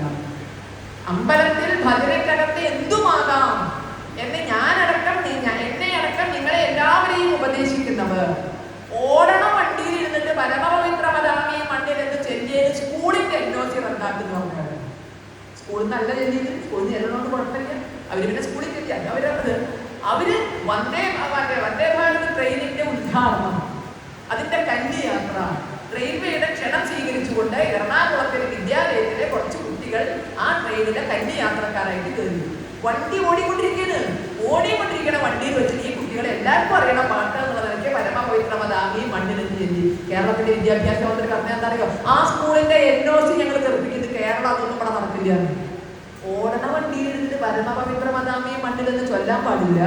പകരം അമ്പലത്തിന്റെ തിരുനടയിൽ ഇരുന്നിട്ട് കരോളാകാം, ഒപ്പനയാകാം. അതാണ് സഹിഷ്ണുത. അന്നതിന്റെ ബുദ്ധി വെച്ചിട്ട് നമ്മളൊക്കെ ഒന്ന് വായിച്ചു കൊടുക്കണം. സ്കൂളിൽ ചെല്ലാൻ പാടില്ല, അമ്പലത്തിൽ തീരെ ചെല്ലാൻ പാടില്ല, അല്ലെ? അമ്പലത്തിൽ രാജാവിന് വേണ്ടി രാഷ്ട്രത്തിന് വേണ്ടി പൂജ നടക്കുന്നുണ്ട്. ദീപാരാധന മന്ത്രങ്ങളിൽ രാജാവിനെയും രാഷ്ട്രത്തെയും ഒക്കെ പ്രതിനിധീകരിച്ചുകൊണ്ടാണ് അവിടെ പൂജ നടക്കുന്നത്. എന്ന അമ്പലത്തിൽ ദേശഭക്തി ഗാനം ചൊല്ലിയാൽ അവിടെ വെച്ച് ഓൺ ദ സ്പോട്ടിൽ പ്രതികരിക്കും. നമ്മൾ ആരും ഓൺ ദ സ്പോട്ടിൽ പ്രതികരിച്ചിട്ടില്ല കേട്ടോ. കാരണം നമ്മുടെ ദൈവങ്ങൾക്കൊന്നും അത്ര വലിയ അലർജിയൊന്നുമില്ല. വേറെ ഒരു പാട്ട് കേട്ടാൽ അവരവിടെ ഓടി പോകുന്നില്ല. അവർക്ക് ഒരലർജി ഇല്ല. അതുകൊണ്ട് അവിടുന്ന് ഓൺ ദ സ്പോട്ടിൽ ആരും പ്രതികരിച്ചിട്ടില്ല. പിന്നീട് ഇതിന്റെ മോളിങ്ങനെ അല്ലെ അഭിനന്ദന പ്രവാഹം ഒഴുകുമ്പോൾ ക്ഷേത്രത്തിൽ തുറന്നു പറഞ്ഞത് കുഴപ്പമില്ല അല്ലെ? ക്ഷേത്രത്തിൽ ക്രിസ്തീയ ഭക്തിഗാനം ചൊല്ലിയതിന്റെ പേരിൽ അഭിനന്ദന പ്രവാഹം എന്ന് പറഞ്ഞുകൊണ്ട് നമ്മുടെ മാത്രകൾ അങ്ങനെ ആർത്ത് വിളിച്ചപ്പോഴാണ് എനിക്ക് തോന്നിയത്. അപ്പോഴേക്ക് 6 ദിവസം കഴിഞ്ഞിട്ടുണ്ട് ഈ സംഭവം കഴിഞ്ഞിട്ട്. ഈ സംഭവം കഴിഞ്ഞ് 6 ദിവസം കഴിഞ്ഞിട്ട് ഈ അഭിനന്ദന പ്രവാഹത്തിന്റെ പുത്തൊഴുക്ക് കണ്ടപ്പോൾ വെറുതെ ചിന്തിച്ചു പോയി. ധാരാളം ചെറിയ ചെറിയ ഭജന സംഘങ്ങൾ നമുക്കിടയിലുണ്ട്. അവരുടെയൊക്കെ ലക്ഷ്യം എന്താ? ഇപ്പൊ പാടത്ത് ഒരു ഓലമടലിൽ പറ്റിയിട്ട് കിട്ടിയ പന്ത് അങ്ങനെ അടിക്കണവന്റെ മനസ്സിലെന്താ? ഞാൻ സച്ചിൻ ടെണ്ടുൽക്കർ ആവണമെന്നുണ്ട് അല്ലെ? അവന്റെ ഭാവം അപ്പൊ അവന്റെ കൈകൾ മടലാണെന്നല്ല, അവൻ അടിക്കുന്ന സാധാ പന്ത് അവൻ നമ്പർ 10 ഒക്കെ വെച്ചിട്ടാണ് അങ്ങനെ സച്ചിൻ ടെണ്ടുൽക്കർ ആണെന്നുള്ള ഭാവത്തിലാണ് അവൻ ഈ പാടത്ത് മടലടിക്കുന്നതല്ലേ. അതുപോലെ സാധാ ഭജന സംഘങ്ങൾ ചെറുതും വലുതുമായിട്ട് ഒരുപാട് അവർ സ്വപ്നം കാണുന്നത് എന്താ? ലക്ഷങ്ങൾ റെമ്യൂണറേഷൻ വാങ്ങി പേരും പ്രശസ്തിയുമുള്ള വലിയൊരു ഭജന സംഘം പോലെ ഞങ്ങൾ വളരണം എന്ന മോഹത്തോടുകൂടി ഊന്നിയല്ലേ വരിക. അവർക്ക് എന്ത് സന്ദേശം നമ്മൾ കൊടുക്കുന്നത്? അഭിനന്ദന പ്രവാഹം. എന്തിന്? ക്രിസ്തീയ ഭക്തി ഗാനം ചൊല്ലിയതിന് അഭിനന്ദന പ്രവാഹം. ഇവര് അഭിനന്ദന പ്രവാഹം ആഗ്രഹിച്ചിട്ടാവില്ലേ? അപ്പൊ ഇവരടുത്ത ഭജനയ്ക്ക് എന്ത് ചെയ്യണം? അവർക്ക് എന്ത് സന്ദേശം നമ്മൾ കൊടുക്കുന്നത്? യദ്യാചരതെ ശ്രദ്ധ ആചാരം എന്ന് പറഞ്ഞാൽ കേമന്മാർ ചെയ്യുന്നത് എന്തോ അതായിരിക്കാം പലപ്പോഴും ആചാരമായിട്ട് മാറുക. അതുകൊണ്ട് കയ്യിൽ നിന്ന് പോണോ ഒരു സംശയം തോന്നിയപ്പോഴാണ് എൻ്റെതായ ചില അഭിപ്രായം ഞാൻ വന്നത്. അതുവരെയും എല്ലാ ഭജന സംഘങ്ങളെയും നമുക്കറിയാം, ബാലഗോകുലൊക്കെ ആ രംഗത്ത് ഏറെ സംഭാവന ചെയ്തിട്ടുണ്ട്. തളർന്നും തകർന്നും കിടക്കുന്ന അമ്പലമുറ്റങ്ങളില്, മര്യാദയ്ക്ക് വിഗ്രഹമില്ലാത്തടത്ത്, കത്തിച്ചു വെക്കാൻ ഒരു വിളക്കില്ലാത്തടത്ത്, കൽവിളക്കിന്റെ കഷ്ണങ്ങൾ പെറുക്കി വെച്ച്, മൺചരാതിനൊരു തിരി, ആരാന്റെ വീട്ടില് പപ്പടം കാച്ചാൻ വെച്ച എണ്ണ അമ്മമാര് ഊറ്റിക്കൊണ്ടുവന്ന് ഇതിൽ ഒഴിച്ച്, അതിന്റെ മുന്നിലിരുന്ന് ഓംകാരി ജൈകാരി ചൊല്ലിയിട്ട്, അതിന്റെ മുന്നിലിരുന്ന് നാരായണനാമം ചൊല്ലിയിട്ട്, അങ്ങനെ തന്നെ എന്ന് കാണുന്ന ക്ഷേത്രങ്ങളൊക്കെ ഉണ്ട്. ആ പാവങ്ങൾ സംഘടനാ പ്രവർത്തനത്തിന്റെ ഭാഗമായി അമ്പലത്തിൽ ചെല്ലുമ്പോൾ അവിടുത്തെ പന്തറക്കിയിട്ട് അതിന് തെറ്റി എന്നെ ഒഴിച്ച് ആ സ്വപ്നമാണ് ഇന്നത്തെ മഹാക്ഷേത്രങ്ങളായി മാറിയത്. അല്ലാതെ ആകാശത്തുനിന്ന് അത്ഭുതം കൊണ്ട് ഓം ഖ്രീം എന്ന് പൊന്തിയ അമ്പലങ്ങളല്ല, സർക്കാർ ഉത്തരവിലൂടെ പൊന്തിയ അമ്പലങ്ങളല്ല. അവിടെ ഭജന ശീലിക്കാൻ, അവിടെ രാമായണം വായിപ്പിക്കാൻ, അവിടെ സപ്താഹം നടത്താൻ, ഇതിനൊക്കെ ഉഷ്ണിച്ചൊരു ജനത ഇവിടെയുണ്ട്. അവനവൻ പട്ടിണി കിടക്കുമ്പോഴും ഇതൊക്കെ നടത്താൻ വേണ്ടി നടന്ന വലിയൊരു വിഭാഗം പ്രവർത്തകർ ഇവിടെയുണ്ട്. ഉണ്ടാകുന്നതൊരു സത്യമല്ലേ? അപ്പൊ എന്റെ നാട്ടിലെ രാമായണ മാസം ആചരിച്ചതിന്റെ കഥ എനിക്കറിയും. സംഘടന തീരുമാനമെടുത്ത കാലത്തൊന്നും അമ്പലക്കാരൊന്നും പറഞ്ഞു കിട്ടേണ്ട ഇതൊന്നും നടത്താന് അല്ലെ. അവസാനം ഒരു വിധത്തില് സംഘടനാ പ്രവർത്തകർ നമ്മള് ചോദിച്ച് അമ്പലക്കാരോട് ഇറന്ന് ഞങ്ങളൊന്ന് രാമായണം വായിച്ചോട്ടെ എന്ന് ചോദിച്ചാൽ 1 സ്ക്വയർ ഫീറ്റ് സ്ഥലം തരും. എന്തിനാണെന്നറിയോ? ചന്തി വെച്ച് വായിക്കാൻ. അമ്പലത്തിൽ 1 സ്ക്വയർ ഫീറ്റ് സ്ഥലം. വിളക്ക് നമ്മൾ കൊണ്ടുപോകണം, എണ്ണ നമ്മൾ കൊണ്ടുപോകണം, പായ നമ്മൾ കൊണ്ടുപോകണം, ഫോട്ടോ നമ്മൾ കൊണ്ടുപോകണം, എല്ലാം നമ്മൾ കൊണ്ടുപോകണം. അവരാകെ തരെ 1 സ്ക്വയർ ഫീറ്റ് സ്ഥലമാണ്. അതിപ്പോ ചന്തി വെച്ചിരുന്ന് വായിക്കാൻ കഴിയും. അപ്പൊ ഒരിക്കൽ ഇതിന്റെ ചുമതല ബാലഗോകുലത്തിന്റെ ഒരു കുട്ടിക്കാണ്. ഈ കുട്ടിക്ക് SSLC പരീക്ഷ കാരണം സ്പെഷ്യൽ കോച്ചിങ്, വൈകുന്നേരങ്ങളിൽ സ്പെഷ്യൽ കോച്ചിങ്. അപ്പോ അവിടെ വാങ്ങിച്ചു കൊടുത്ത എണ്ണ കഴിഞ്ഞു. കുറച്ചേരം സംഘാടകർ ഇങ്ങനെ ഈ കൂട്ടിലിന്റെ വരികരെ പോലെ ഇങ്ങനെ നടന്നു. രാമായണം വായിക്കാനുള്ള അമ്മമാര് വന്നില്ല. കത്തിക്കാൻ കൊടുത്ത എണ്ണ, ഈ കുട്ടി കുപ്പിയിൽ വാങ്ങിച്ചു കൊടുത്ത എണ്ണ കഴിഞ്ഞു. കുട്ടി അച്ചെത്തിയിട്ടില്ല. എന്ത് ചെയ്യാൻ പറ്റും? അവസാനം 100 മുറുത്ത് അമ്പലത്തിൽ നിന്ന് ഉള്ളി എണ്ണ വന്ന് ഈ വിളക്കിൽ വെച്ചിട്ട് അത് കത്തിച്ച് രാമായണം വായിച്ചോളാൻ പറഞ്ഞു. നന്ദി നമസ്കാരത്തിലല്ലേ പറയുന്നത്. അത് കഴിഞ്ഞിട്ട് ഈ കുട്ടി ക്ലാസ്സൊക്കെ കഴിഞ്ഞ് കുളിച്ച് അമ്പലത്തിലേക്ക് ഓടി വരുമ്പോ അമ്പലത്തിന്റെ സെക്രട്ടറി അങ്ങോട്ട് ഓടിച്ചു, അതെ ഇന്ന് വിളക്കെടുക്കുന്നത് അമ്പലത്തിലെ എണ്ണെടുത്തിട്ടാണ് അത് വാങ്ങിച്ചു തരണ്ടോ, ഇന്ന് വിളക്കെടുക്കുന്നത് അമ്പലത്തിലെ എണ്ണെടുത്തിട്ടാണ് അത് ഇത് വാങ്ങിച്ചു തരണ്ടോ. ഇങ്ങനെയൊക്കെ രാമായണ മാസം വിജയിപ്പിച്ചത്.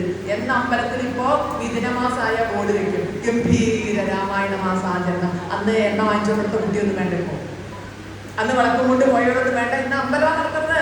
ഇതിന്റെ പിന്നിൽ ഉഷ്ണിച്ച് ഒരുപാട് പേരുണ്ട്. അത് ഭജനയാണെങ്കിലും, അത് രാമായണ മാസമാണെങ്കിലും, അത് സപ്താഹമാണെങ്കിലും, അത് നവാഹമാണെങ്കിലും, ഇതിന്റെ ഒക്കെ പിന്നിൽ സ്വന്തം കാര്യം പോലെ കണ്ട് വേർത്ത ഒരു വലിയ വിഭാഗമുണ്ട്. അവർ കരുതാത്ത ചിലത് കാണുമ്പോൾ വളർത്തിയ കുട്ടികള് അല്ലെ, നമ്മൾ വളർത്തിയ കുട്ടികൾ കരുതാത്തത് ചെയ്യുമ്പോൾ മാതാപിതാക്കൾക്ക് ഉണ്ടാകുന്നത് പോലുള്ള ചെറിയ ചെറിയ അസ്ഥിതകൾ പലപ്പോഴും അവർക്ക് ഉണ്ടാകും. അതവർ പറഞ്ഞിട്ടുണ്ട്.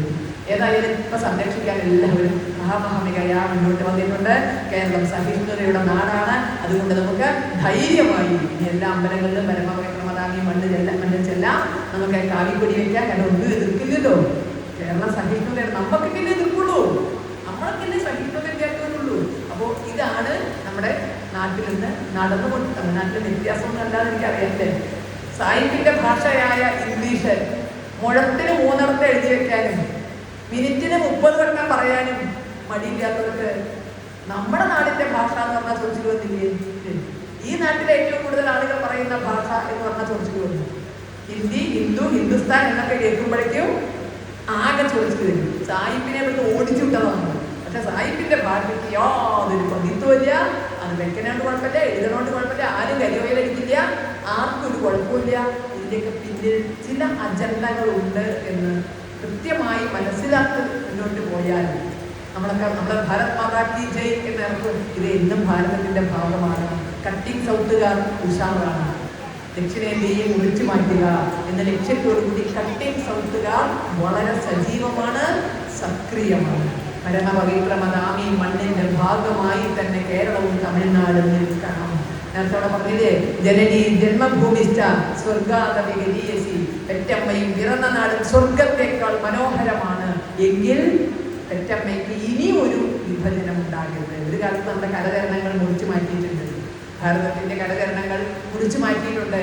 പ്രത്യേകമായ രാഷ്ട്രം ഉണ്ടാക്കിയിട്ടുണ്ട്. മതത്തിന്റെ പേരിൽ തന്നെ ചെയ്തത്. മതത്തിന്റെ പേരിൽ തന്നെ ചെയ്തത്. നമ്മൾ തുടക്കത്തിൽ പറഞ്ഞതിന്റെ കൂടുതലൊന്ന് ചേർത്ത് വായിക്കണം. അപ്പൊ നമ്മള് സ്വാതന്ത്ര്യ സമരത്തിന്റെ തഴമ്പ് തട്ടിയിട്ട് പലർക്കും ഇരിക്കാൻ വയ്യ. കേരളത്തിലെ അവസ്ഥ നമ്മളോടൊക്കെ ചോദിക്കും, നിങ്ങൾക്ക് എന്ത് സ്വാതന്ത്ര്യ സമരം, നിങ്ങൾക്ക് സ്വാതന്ത്ര്യ സമര സേനാനികളുണ്ടോ? അല്ലേ? തഴമ്പ് ചന്തിയമ്മ തഴമ്പുകൊണ്ട് ഇരിക്കാൻ വയ്യാത്തവരുണ്ട്. മനസ്സിലാക്കുന്നൊരു വസ്തുണ്ട്. നമ്മൾ നേരത്തെ പറഞ്ഞ ഈശ്വരനാഥന്റെ പതീത പാവന സീത, ആ പതീത പാവന സീത, അതിന്റെ ഗാനം, അതിന്റെ സംഗീതം നൽകിയ മഹാൻ വിഷ്ണു ദിഗംബർ. അദ്ദേഹം എല്ലാ ജാതിക്കാർക്കും പാട്ട് പഠിക്കാൻ വേണ്ടിയിട്ട്, എല്ലാ ജാതിക്കാർക്കും പാട്ട് പഠിക്കാൻ, പാട്ടിന് ജാതി ഭേദമില്ല എന്ന് പറഞ്ഞുകൊണ്ട് ഗന്ധർവ വിദ്യാലയം തുടങ്ങിയ മഹാനാണ് അദ്ദേഹം. കറാച്ചിയിൽ തുടങ്ങി, സ്വാതന്ത്ര്യത്തിന് ശേഷം ഡൽഹിയിൽ തുടങ്ങി. എന്തിന്? എല്ലാ ജാതിക്കാർക്കും പാട്ട് പഠിക്കാൻ, ജാതിക്ക് പാട്ടിന് ജാതിയില്ല എന്ന് തെളിയിച്ച മഹാനുഭാവനാണ്. കഴിഞ്ഞില്ല. അതിൽ പറയുന്ന പതീത പാവന ഉണ്ടല്ലോ, അതാരാ നടപ്പാക്കിയെന്നറിയാമോ? പതീത പാവന അല്ല വാക്കുണ്ടല്ലോ, അത് നടപ്പിലാക്കിയത് ഇന്ന് കേരളത്തിലും തമിഴ്നാട്ടിലും ഒക്കെ ആരുടെ ചോരയ്ക്ക് വേണ്ടിയാണോ ഓടുന്നത് ആ സ്വാതന്ത്ര്യ സമര സേനാനി വേറെ ആരുടെ വീരസവർക്കർ. വീരസവർക്കറാണ് രത്നഗിരിയില് പതീത പാവന ക്ഷേത്രം നിർമ്മിച്ചത്. എല്ലാ ക്ഷേത്രങ്ങൾക്കും എല്ലാവർക്കും കടക്കണമെന്ന് തന്നെയാണ് തന്റെ കാഴ്ചപ്പാട്. നാളെ അത് കടക്കുകയും ചെയ്യും. ജാതീയമായ ഉച്ചനീചിന്തകളുള്ള കാലത്ത് നാളെ അത് കടക്കുകയും ചെയ്യും. അതുവരെ എല്ലാ വിഭാഗം ആളുകൾക്കും പൂജിക്കാനും ആരാധിക്കാനും ക്ഷേത്രം വേണം. അങ്ങനെയാണ് ഇദ്ദേഹത്തിന്റെ നിർദ്ദേശപ്രകാരമാണ്, ഇദ്ദേഹത്തിന്റെ താല്പര്യപ്രകാരമാണ് പതീത പാവന ക്ഷേത്രം വരുന്നത്. അന്ന് അതിന് കൊമ്പ് കുരുക്കിയ ചില സവർണ മേധാവികളൊക്കെ ഉണ്ടായിരുന്നു. അവർക്ക് മുന്നിലേക്ക് കാശിയിൽ നിന്നും മറ്റു സ്ഥലങ്ങളിൽ നിന്നും ബ്രാഹ്മണരെ കൊണ്ടുവന്നിട്ട് ഇതാണ് ശരി, എല്ലാവർക്കും ആരാധിക്കാൻ അവകാശമുണ്ട് എന്ന് പറഞ്ഞത് ഈ വീരസവർക്കറാണ്. വീരസവർക്കറുടെ ബാക്കി കാര്യങ്ങളെ നമുക്കറിയാവുള്ളൂ. അദ്ദേഹം അന്ന് സാങ്കേതികമായി ചെയ്യില്ല. ഈ ഉപ്പു സത്യാഗ്രഹത്തിന് ശേഷമാണ് പതീത പാവന ക്ഷേത്രം വരുന്നത്. സാധാരണക്കാരന് വേണ്ടി, അധസ്ഥിതർക്ക് വേണ്ടിയുള്ള ക്ഷേത്രം അദ്ദേഹം അന്ന് സാങ്കേതികമായി ചെയ്യില്ല. രത്നഗിരി ജയിലിലെ വീട്ടുതടവ് എന്ന് പറയാം, അവരുടെ മേൽനോട്ടത്തിൽ സാങ്കേതികമായി ജയിലിൽ കടന്നുകൊണ്ടാണ് ഇതിനൊരു മഹാക്ഷേത്രത്തിന് അദ്ദേഹം തുടക്കം കുറിച്ചത്. ഇങ്ങനെ ചരിത്രത്തിൽ അറിയപ്പെടാത്ത എന്തൊക്കെയുണ്ടല്ലേ. ഏതായാലും ഇതൊക്കെ അറിഞ്ഞുകൊണ്ട് തന്നെ നമുക്ക് മുന്നോട്ട് പോകണം. നമ്മുടെ മക്കളാണല്ലോ, കണ്ണൻ മകനല്ലേ. നമ്മൾ കണി കാണുമ്പോൾ കണ്ണനെ കാണുന്നത് സ്വന്തം മകനായിട്ട്, അമ്മമാര് കാണുന്നത് സ്വന്തം മകനായിട്ടാണ് അല്ലേ. ചെറുപ്രായം പെൺകുട്ടിയോട് കാണുന്നത് ചിലപ്പോൾ സ്വന്തം കാമുകനായിട്ടായിരിക്കും, ചിലർ സ്വന്തം ഭർത്താവായിട്ടായിരിക്കാം, ചിലർ സ്വന്തം ഉപദേശിയായിട്ടാണ്. ഭഗവാനെ കടപ്പാട് തരാൻ. ഏതായാലും എല്ലാവരുടെയും മനസ്സിൽ ഉണ്ണിക്കണ്ണനാണ്. നമ്മുടെ മക്കൾ നാളെ സുരക്ഷിതരാകണ്ടേ. ഞാൻ 5128 നമ്മുടെ മക്കൾ സുരക്ഷിതരാകട്ടെ. എവിടുന്ന് ഒരു പെൺകുട്ടീനെയും കൊണ്ട് ഓടിപ്പിച്ചു വന്നപ്പോ, കേരളത്തിൽ വന്നപ്പോ മാമാപ്പണി എടുക്കാൻ സർക്കാർ വരില്ല, ഇടിച്ച് കല്യാണം കഴിച്ചു കൊടുക്കാൻ അല്ലേ. എന്താ ഉച്ചയ്ക്ക് തമ്പാനൂർ റെയിൽവേ സ്റ്റേഷനിലേക്ക് ഉച്ചയ്ക്ക് ഒരാളും കൊണ്ട് കൂടി ഓടി വരുന്നു. എന്തിനാ ഓടി വരുന്നത്? കക്കൂസി പോകാൻ മുട്ടിയിട്ടല്ല, പ്രസവിക്കാൻ വൈകിട്ടുമല്ല. അങ്ങനെ കൊടുക്കുന്ന സാഹചര്യം ഞങ്ങൾക്ക് ഇപ്പൊ കെട്ടണമെന്നാണ്. ഉച്ചയ്ക്ക് ആണോ കെട്ടണോ എന്നാ വൈകുന്നേരം കെട്ടിക്കോളൂ. ഉച്ചയ്ക്ക് കെട്ടണം എന്ന് പറഞ്ഞാൽ ഓടി വന്നപ്പോ വൈകുന്നേരം കെട്ട്, അമ്പലനടയിൽ കൊണ്ടുപോയി കെട്ട്. വയസ്സായോ അല്ലേ ഇവനിലും ആണോ ഏത് സാഹചര്യത്തിലോട് പോകുന്നവരെ ഇതൊന്നും അന്വേഷണമില്ല. കേട്ട പാതി കേൾക്കാത്ത പാതി മന്ത്രിയപ്പൂപ്പൻ വരെ ഓടി ചെല്ലുന്നു, കല്യാണം നടത്തണം. എനിക്ക് നിങ്ങൾക്ക് മക്കളില്ലേ? ഈ തമിഴ്നാട്ടിൽ നിന്ന് നിങ്ങളുടെ മക്കളെ ഓടിച്ചുകൊണ്ട് വന്നിട്ട് കേരളത്തിൽ കല്യാണം കഴിപ്പിച്ചു കൊടുക്കാൻ മാമമാരുള്ള സ്ഥിതി നിങ്ങൾ ആലോചിച്ചു. ഇപ്പൊക്കെ മക്കളുണ്ടല്ലോ, 10-16 വയസ്സുമ്പോൾ നിങ്ങളെ മക്കളെ ഇവിടെ ഓടിച്ച് അവിടെ കൊണ്ടുവന്ന് കെട്ടിച്ചു കൊടുക്കാനുള്ള അപ്പൂപ്പന്മാരും അമ്മമാരും ഉണ്ട് എന്നുള്ള അറിവ്, ചെറിയ ഭയമൊക്കെ ഇവിടെ ഉണ്ടാക്കുന്ന അവസ്ഥയാണ്. അതുകൊണ്ട് ഈ കനി കാണുമ്പോൾ ഭഗവാൻ തന്നെയായിരിക്കട്ടെ നമ്മുടെ വഴികാട്ടി. എല്ലാവരെയും ഒരുമിപ്പിച്ച ഭഗവാൻ. പുറത്തുനിന്ന് മാത്രമല്ലോ, അകത്ത കാര്യങ്ങൾ പറയാണ്ട് അവസാനിപ്പിച്ച സമയം വൈകിപ്പോയിട്ടുണ്ട്. എന്നാലും അകത്ത കാര്യങ്ങൾ പറയാണ്ട വയ്യല്ലോ അല്ലേ. ഭഗവാൻ നമ്മളെ അകത്തു നിന്നും ശക്തമാക്കണം. നമ്മളിൽ എന്തെങ്കിലും പോരായ്മകളുണ്ടെങ്കിൽ, അഴുതായ്മകളുണ്ടെങ്കിൽ അതിനെയും അതിജീവിച്ചുകൊണ്ടായിരിക്കണം നമുക്ക് മുന്നോട്ട് പോകുന്നത്. എല്ലാവരെയും ചേർത്ത് നിർത്താൻ ജാതിക്കും രാഷ്ട്രീയത്തിനും അതീതമായി സത്സംഗമയ്ക്ക് സാധിക്കണം അല്ലേ. നമ്മൾ ഓരോ കൂട്ടായ്മയ്ക്കും അത് പറ്റണം. ജാതിയുടെയോ അല്ലെങ്കിൽ രാഷ്ട്രീയത്തിന്റെയോ ഒന്നും ഇല്ലാതെ എല്ലാ ഹിന്ദുവിനെയും ഈ സനാതന ധർമ്മവുമായി ബന്ധപ്പെടുത്താൻ, അതിൽ അഭിമാനിക്കാൻ, അതിന്റെ സ്വാഭിമാനികളായി മുന്നോട്ട് പോകാൻ അതിനവരെ പ്രേരിപ്പിക്കുന്ന വിധത്തിലായിരിക്കണം നമ്മുടെ പ്രവർത്തനം. കൃഷ്ണൻ ആരോടെങ്കിലും അലർജി ഉണ്ടായിരുന്നു? ആദ്യ ബ്രാഹ്മണനായ കുചേലനോടും കന്നിനെ നയിക്കുന്ന സാധാരണക്കാരനോടും ഒരേ ഭാവമായിരുന്നു ഭഗവാന്. അതേ ഭാവം നമുക്കുണ്ടാകണം. വിവാഹമീരത്ത് സഹസ്രമെട്ടും വിധിക്ക് ചേരുമ്പടി ചെയ്തവനാണത്രേ ഭഗവാൻ. എൻ്റെ തത്വം വേറെ കേട്ടോ.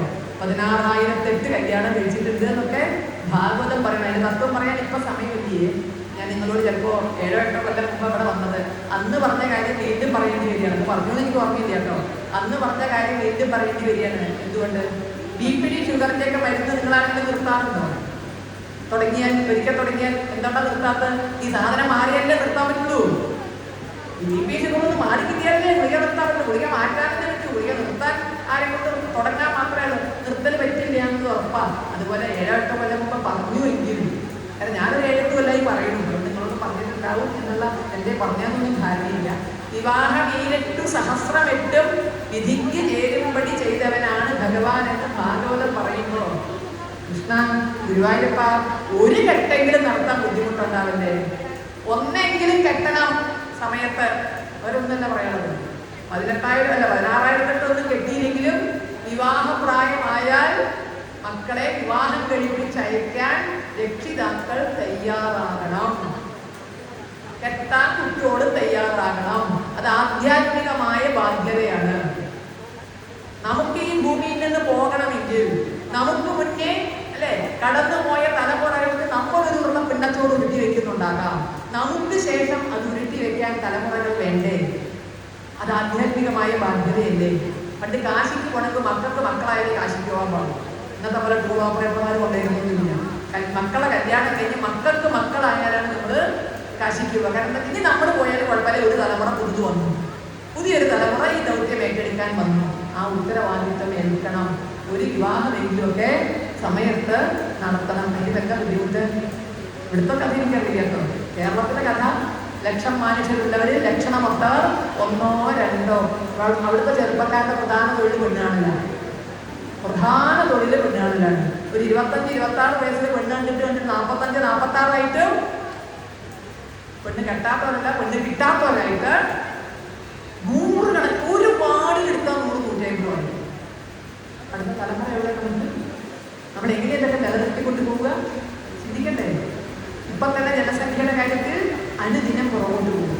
ജനസംഖ്യ മാത്രമല്ല, തലമുറകളാണ് നഷ്ടപ്പെടുന്നത്. നമുക്ക് നഷ്ടപ്പെടുന്ന തലമുറകളെല്ലാം കഴിഞ്ഞ സമയത്ത് ഞാൻ സ്വകാര്യ സംഭാഷണത്തിൽ പറഞ്ഞു. ഒരു വ്യക്തി പറഞ്ഞൊരു അനുഭവം പറഞ്ഞു. അതായത് അദ്ദേഹം പെണ്ണന്മാരെയൊക്കെ കെട്ടിച്ച് ജാതകമൊക്കെ നോക്കി ഒരു പെണ്ണുറച്ച് കെട്ടാൻ തീരുമാനിച്ച് വെള്ളിക്കാടൊക്കെ അടിച്ച് അങ്ങനെ നടന്നു കൊടുക്കുകയാണ്. അപ്പൊ തൻ്റെ ഒരു സഹപാഠിയെ കണ്ടു. സഹപാഠിക്ക് കല്യാണ കത്ത് കൊടുക്കില്ല. എൻ്റെ കല്യാണമാണ്, എനിക്ക് ഇത്രാം തീയതി വരക്കട്ടോ എന്ന്. അപ്പോൾ സഹപാഠി വേഗം സ്വന്തം ബാഗ് തുറന്നിട്ട് ഒരു കത്തെടുത്ത് വീട് കൊടുത്തിട്ട്, ഞാൻ നിന്നെ അന്വേഷിച്ചിരിക്കുകയായിരുന്നു. അതെ, എൻ്റെ മകളുടെ കല്യാണമാണ്, നീ വരക്കട്ടോ.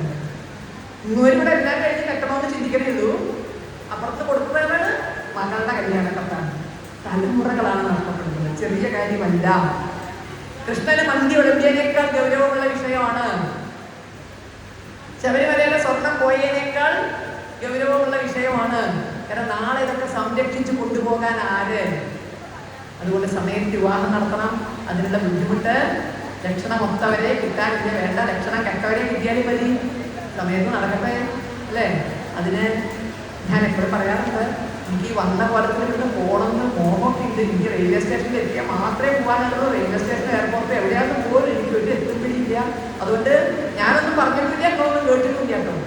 വേറെ ഒന്നുമല്ല, കുറച്ച് വൈകിയാലെങ്കിൽ ഈ ജാതി ജാതകം ഇതുപോലൊക്കെയുള്ള അനാവശ്യമായ പിടിവാശികൾ ഒന്ന് ഒഴിവാക്കാൻ പറ്റുന്നു. ജാതി ഭ്രാന്ത് ഉള്ളിൻ്റെ ഉള്ളിലുണ്ടെങ്കിൽ അത് ചെറുതായി ഒന്ന് മാറ്റാൻ പറ്റും. എന്നാ അതിനൊക്കെ പരിഹാരമുണ്ട്. തൊട്ടുകൂടാത്തവർ, തീണ്ടിക്കൂടാത്തവർ, വൃത്തിയിൽപ്പെട്ടാലും കുറ്റമുള്ളവർ മാറ്റിയില്ലേ? എന്നിട്ട് നമ്മൾ നശിച്ചുവോ? കെട്ടില്ലാത്തവർ തമ്മിൽ ഉണ്ടാത്തവർ, അത് ഈ കെട്ടില്ലായ്മ മാത്രം എപ്പോഴും നിൽക്കുകയാണ്. ശ്രീനാരായണ ഗുരു എന്ത് ചെയ്തു? ചട്ടമ്പിസ്വാമി എന്ത് ചെയ്തു? അല്ലെ, മഹാത്മാ അയ്യങ്കാളി എന്ത് ചെയ്തു? മന്നത്തോത്മനാഭൻ എന്ത് ചെയ്തു? ആർ ശങ്കർ എന്ത് ചെയ്തു? ഇതൊക്കെ നമുക്കറിയാം. നമ്മൾ എന്ത് ചെയ്തു നമുക്കറിയാം. അവരിത്രയും മാറ്റങ്ങൾ നമുക്ക് ഉണ്ടാക്കി തന്നു. അടുത്ത തലമുറയ്ക്ക് എണ്ണി വേണ്ടാത്തോ എന്ന അവസ്ഥ മാറ്റിയത് നമുക്ക് സംഘടനകൾ തന്നെ നേതൃത്വം കൊടുക്കുന്നു. അപ്പോൾ ജാതി ബോധമൊക്കെ ആകാം, അതൊരിക്കലും ജാതി ഭ്രാന്താകാതെ അങ്ങനെ മാത്രമേ ഹിന്ദു ഐക്യം സാധിക്കുള്ളൂ. ജാതി ചോദിക്കരുത്, പറയരുത് എന്നൊക്കെ പറഞ്ഞത് അല്ലേ പറഞ്ഞ ശ്രീനാരായണ ഗുരുദേവൻ പറഞ്ഞ കേരളത്തിൽ ഇപ്പോഴത്തെ അവസ്ഥ എന്താ? ആരും ജാതി ചോദിക്കാറുമില്ല, പറയാറുമില്ല. ഏറ്റവും ചുരുങ്ങിയത് തെക്കൻ കേരളത്തിലെങ്കിലും അതൊന്നും വിചാരിക്കരുത് കേട്ടോ. ഒരു വീട്ടിൽ ചെന്നാൽ ജാതി ചോദിക്കും വേണ്ട, പറയും വേണ്ട, ചോദിക്കാണ്ടി പറയാണ്ടി അറിയാം ഒരു ജാതി ഉണ്ടോ. അതെങ്ങനെയാ അറിയാം? എനിക്കറിയാം അതെങ്ങനെയാ അറിയാം. ഒരു വീട്ടിൽ ചെന്ന് കയറിയ ജാതി എന്താണെന്ന് എങ്ങനെയാ അറിയാം? അവരുടെ വീട്ടിലൊരു ഫോട്ടോ ഉണ്ടാവും, വീട്ടിൻ്റെ പുറത്തൊരു ഫോട്ടോ ഉണ്ടാവും. ശങ്കരാചാര്യരെ കണ്ടാൽ ഞാനെന്ത് വിചാരിക്കണം? നമ്പൂരി എന്ന് വിചാരിക്കണം. അദ്വൈത സിദ്ധാന്തം പറഞ്ഞ ഒന്നും തമ്മിൽ ഒരു ഭേദവും ഇല്ല എന്ന് പറഞ്ഞ ശങ്കരാചാര്യര് ആരുടെ മാത്രമാണ്? അത്രേ നമ്പൂരാന്റെ മാത്രമാണ്. യോഗക്ഷേമ സഭയുടെ വീടുകളിൽ ശങ്കരാചാര്യരെ മാത്രമേ ഇപ്പോഴും വേറെ ആരെങ്കിലും ഇല്ല. അവരുടെ വീടുകളിൽ ശങ്കരാചാര്യരെ മാത്രമേ ഇപ്പോഴും. ശങ്കരാചാര്യൻ ഒരു കൂട്ടിൽ കൊണ്ടുവരും. ശ്രീനാരായണ ഗുരുവിന്റെ ഫോട്ടോ ഉണ്ടാക്കി വിചാരിക്കണം. ജാതി ചോദിക്കരുത്, പറയരുത്, ഒരു ജാതി, ഒരു മതം, ഒരു ദൈവം. പക്ഷെ ശ്രീനാരായണ ഗുരുവിന്റെ ഫോട്ടോ കണ്ടാൽ വിചാരിക്കണം ഈഴവരല്ലാണ്ട് ആര് വെക്കാൻ ശ്രീനാരായണ ഗുരുവിനെ ഈഴവൻ കൊണ്ടുവരും. മന്നത്ത് പത്മനാഭന്റെ ഫോട്ടോ കണ്ടാൽ വിചാരിക്കണം നായരല്ലാണ്ട് ആരാ മന്നത്തിനെ വിൽക്കുക? എവിടെ? വൈക്കം ക്ഷേത്ര നടയിൽ എല്ലാ ജാതി ഹിന്ദുക്കൾക്കും നടക്കാനുള്ള സ്വാതന്ത്ര്യത്തിന് വേണ്ടി കാൽനടയായി അല്ലെ വൈക്കം മുതൽ മഹാരാജാവിന്റെ തിരുസന്നിധി വരെ സവർണ ജാഥ നയിച്ച മന്നം ഒരു കൂട്ടരുടെ മാത്രമാണ്. നായന്മാർക്ക് മാത്രമേ ഫോട്ടോ വയ്ക്കാൻ പാടുള്ളൂ, ഒരാൾക്കും വയ്ക്കാൻ പാടില്ല.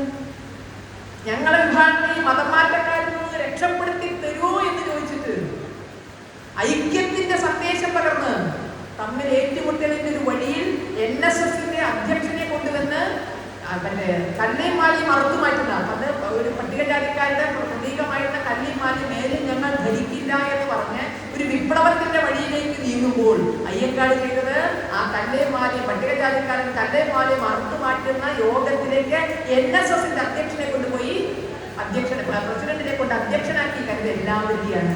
ആ അയ്യങ്കാളിയൻസ് മറ്റേ അംബേദ്കറേഴ്സ് അയ്യങ്കാളി പട ചിലരുടെ മാത്രമാണ്.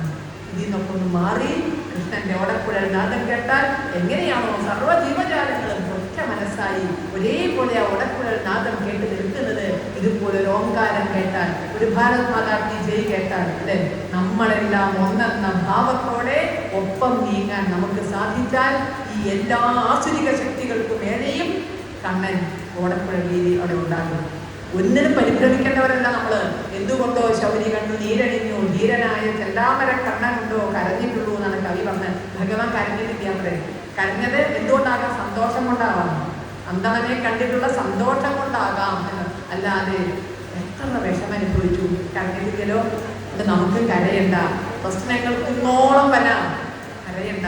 പ്രളയം തന്നെ വന്നാലും അതിനു മുകളിൽ ഒരു ആലലയിൽ അങ്ങനെ കടന്ന് കാൽവിരലുണ്ട് മയങ്ങുന്ന ഉണ്ണിക്കണ്ണൻ പ്രശ്നങ്ങളെ കൊണ്ട് തകരരുത് നമ്മള് എന്നതിന്റെ സൂചനയാണ്. അപ്പോൾ ഇതൊന്നും ഇന്നെ ബാധിക്കണതല്ലാന്ന് ആലലയിൽ കാൽവിരലുണ്ട് മയങ്ങുന്ന കണ്ണൻ, ആ കണ്ണനെ മനസ്സിലേക്ക് ആവാഹിക്കൂ. കുന്നോളം പ്രശ്നങ്ങൾ വന്നാലും അടുത്ത വർഷം ഐശ്വര്യത്തിന്റെ ആവും, സന്തോഷത്തിന്റെ ആവും, വിജയങ്ങളുടേതാകും. വിജയിക്കാനുള്ളൊരു മനസ്സുണ്ടാകട്ടെ, പോരാടാനുള്ളൊരു മനസ്സുണ്ടാകട്ടെ. കൃഷ്ണൻ നമ്മളോടൊപ്പം ഉണ്ടാകട്ടെ. ഈ ഭാരതമെങ്ങും ഇനി ഒരു വിഘടനവാദം വരാത്ത വിധത്തിൽ എവിടെയും കണ്ണന്റെ ഓടക്കുഴൽ നാദം ഒരുപോലെ കേൾക്കുന്ന, എവിടെയും ശ്രീരാമചന്ദ്രനെ മനസ്സാവരിക്കുന്ന, ജനനീ ജന്മഭൂമിസ്റ്റ സ്വർഗാമി ഗരീയസി എന്ന് പറഞ്ഞ രാമനാമത്തിന് വിലക്കില്ലാത്ത വിധത്തിലേക്ക് ഈ ഭാരതം ഒന്നായി തന്നെ ഇന്ന് 2047 സ്വപ്നം കണ്ട് നീങ്ങുകയാണ്. 2047 കേരളത്തിൽ നിന്ന് വന്ന സ്വപ്നം എന്തായിരുന്നു? ഇസ്ലാമിക രാജ്യമാക്കി മാറ്റും അല്ലേ? പക്ഷെ ഭാരതം നീങ്ങുന്നത് ലോക ഗുരുസ്ഥാനത്തേക്ക് നമ്മൾ നീങ്ങാൻ പോവുകയാണ്. ഒരു ഭരണാധികാരി മാത്രം ലോക ഗുരുസ്ഥാനത്തേക്ക് എത്തിക്കാൻ ഭരണാധികാരിക്ക് പറ്റില്ല. അതിനൊപ്പം നമ്മൾ ഓരോരുത്തരും ചലിച്ചാൽ ലോക ഗുരുസ്ഥാനത്തേക്ക് ഭാരതം എത്തട്ടെ എന്ന് ആഗ്രഹിച്ചുകൊണ്ട് ഒരിക്കൽ കൂടി നവവത്സരാശംസകൾ നേർന്നുകൊണ്ട് ഇത്തരം ഒരു അവസരം തന്ന ഇതിന്റെ സംഘാടക സമിതിയോടുള്ള നന്ദി അറിയിച്ചുകൊണ്ട് ഞാൻ എൻ്റെ വാക്കുകൾ നിർത്തുന്നു. നിങ്ങൾക്ക് നന്ദി.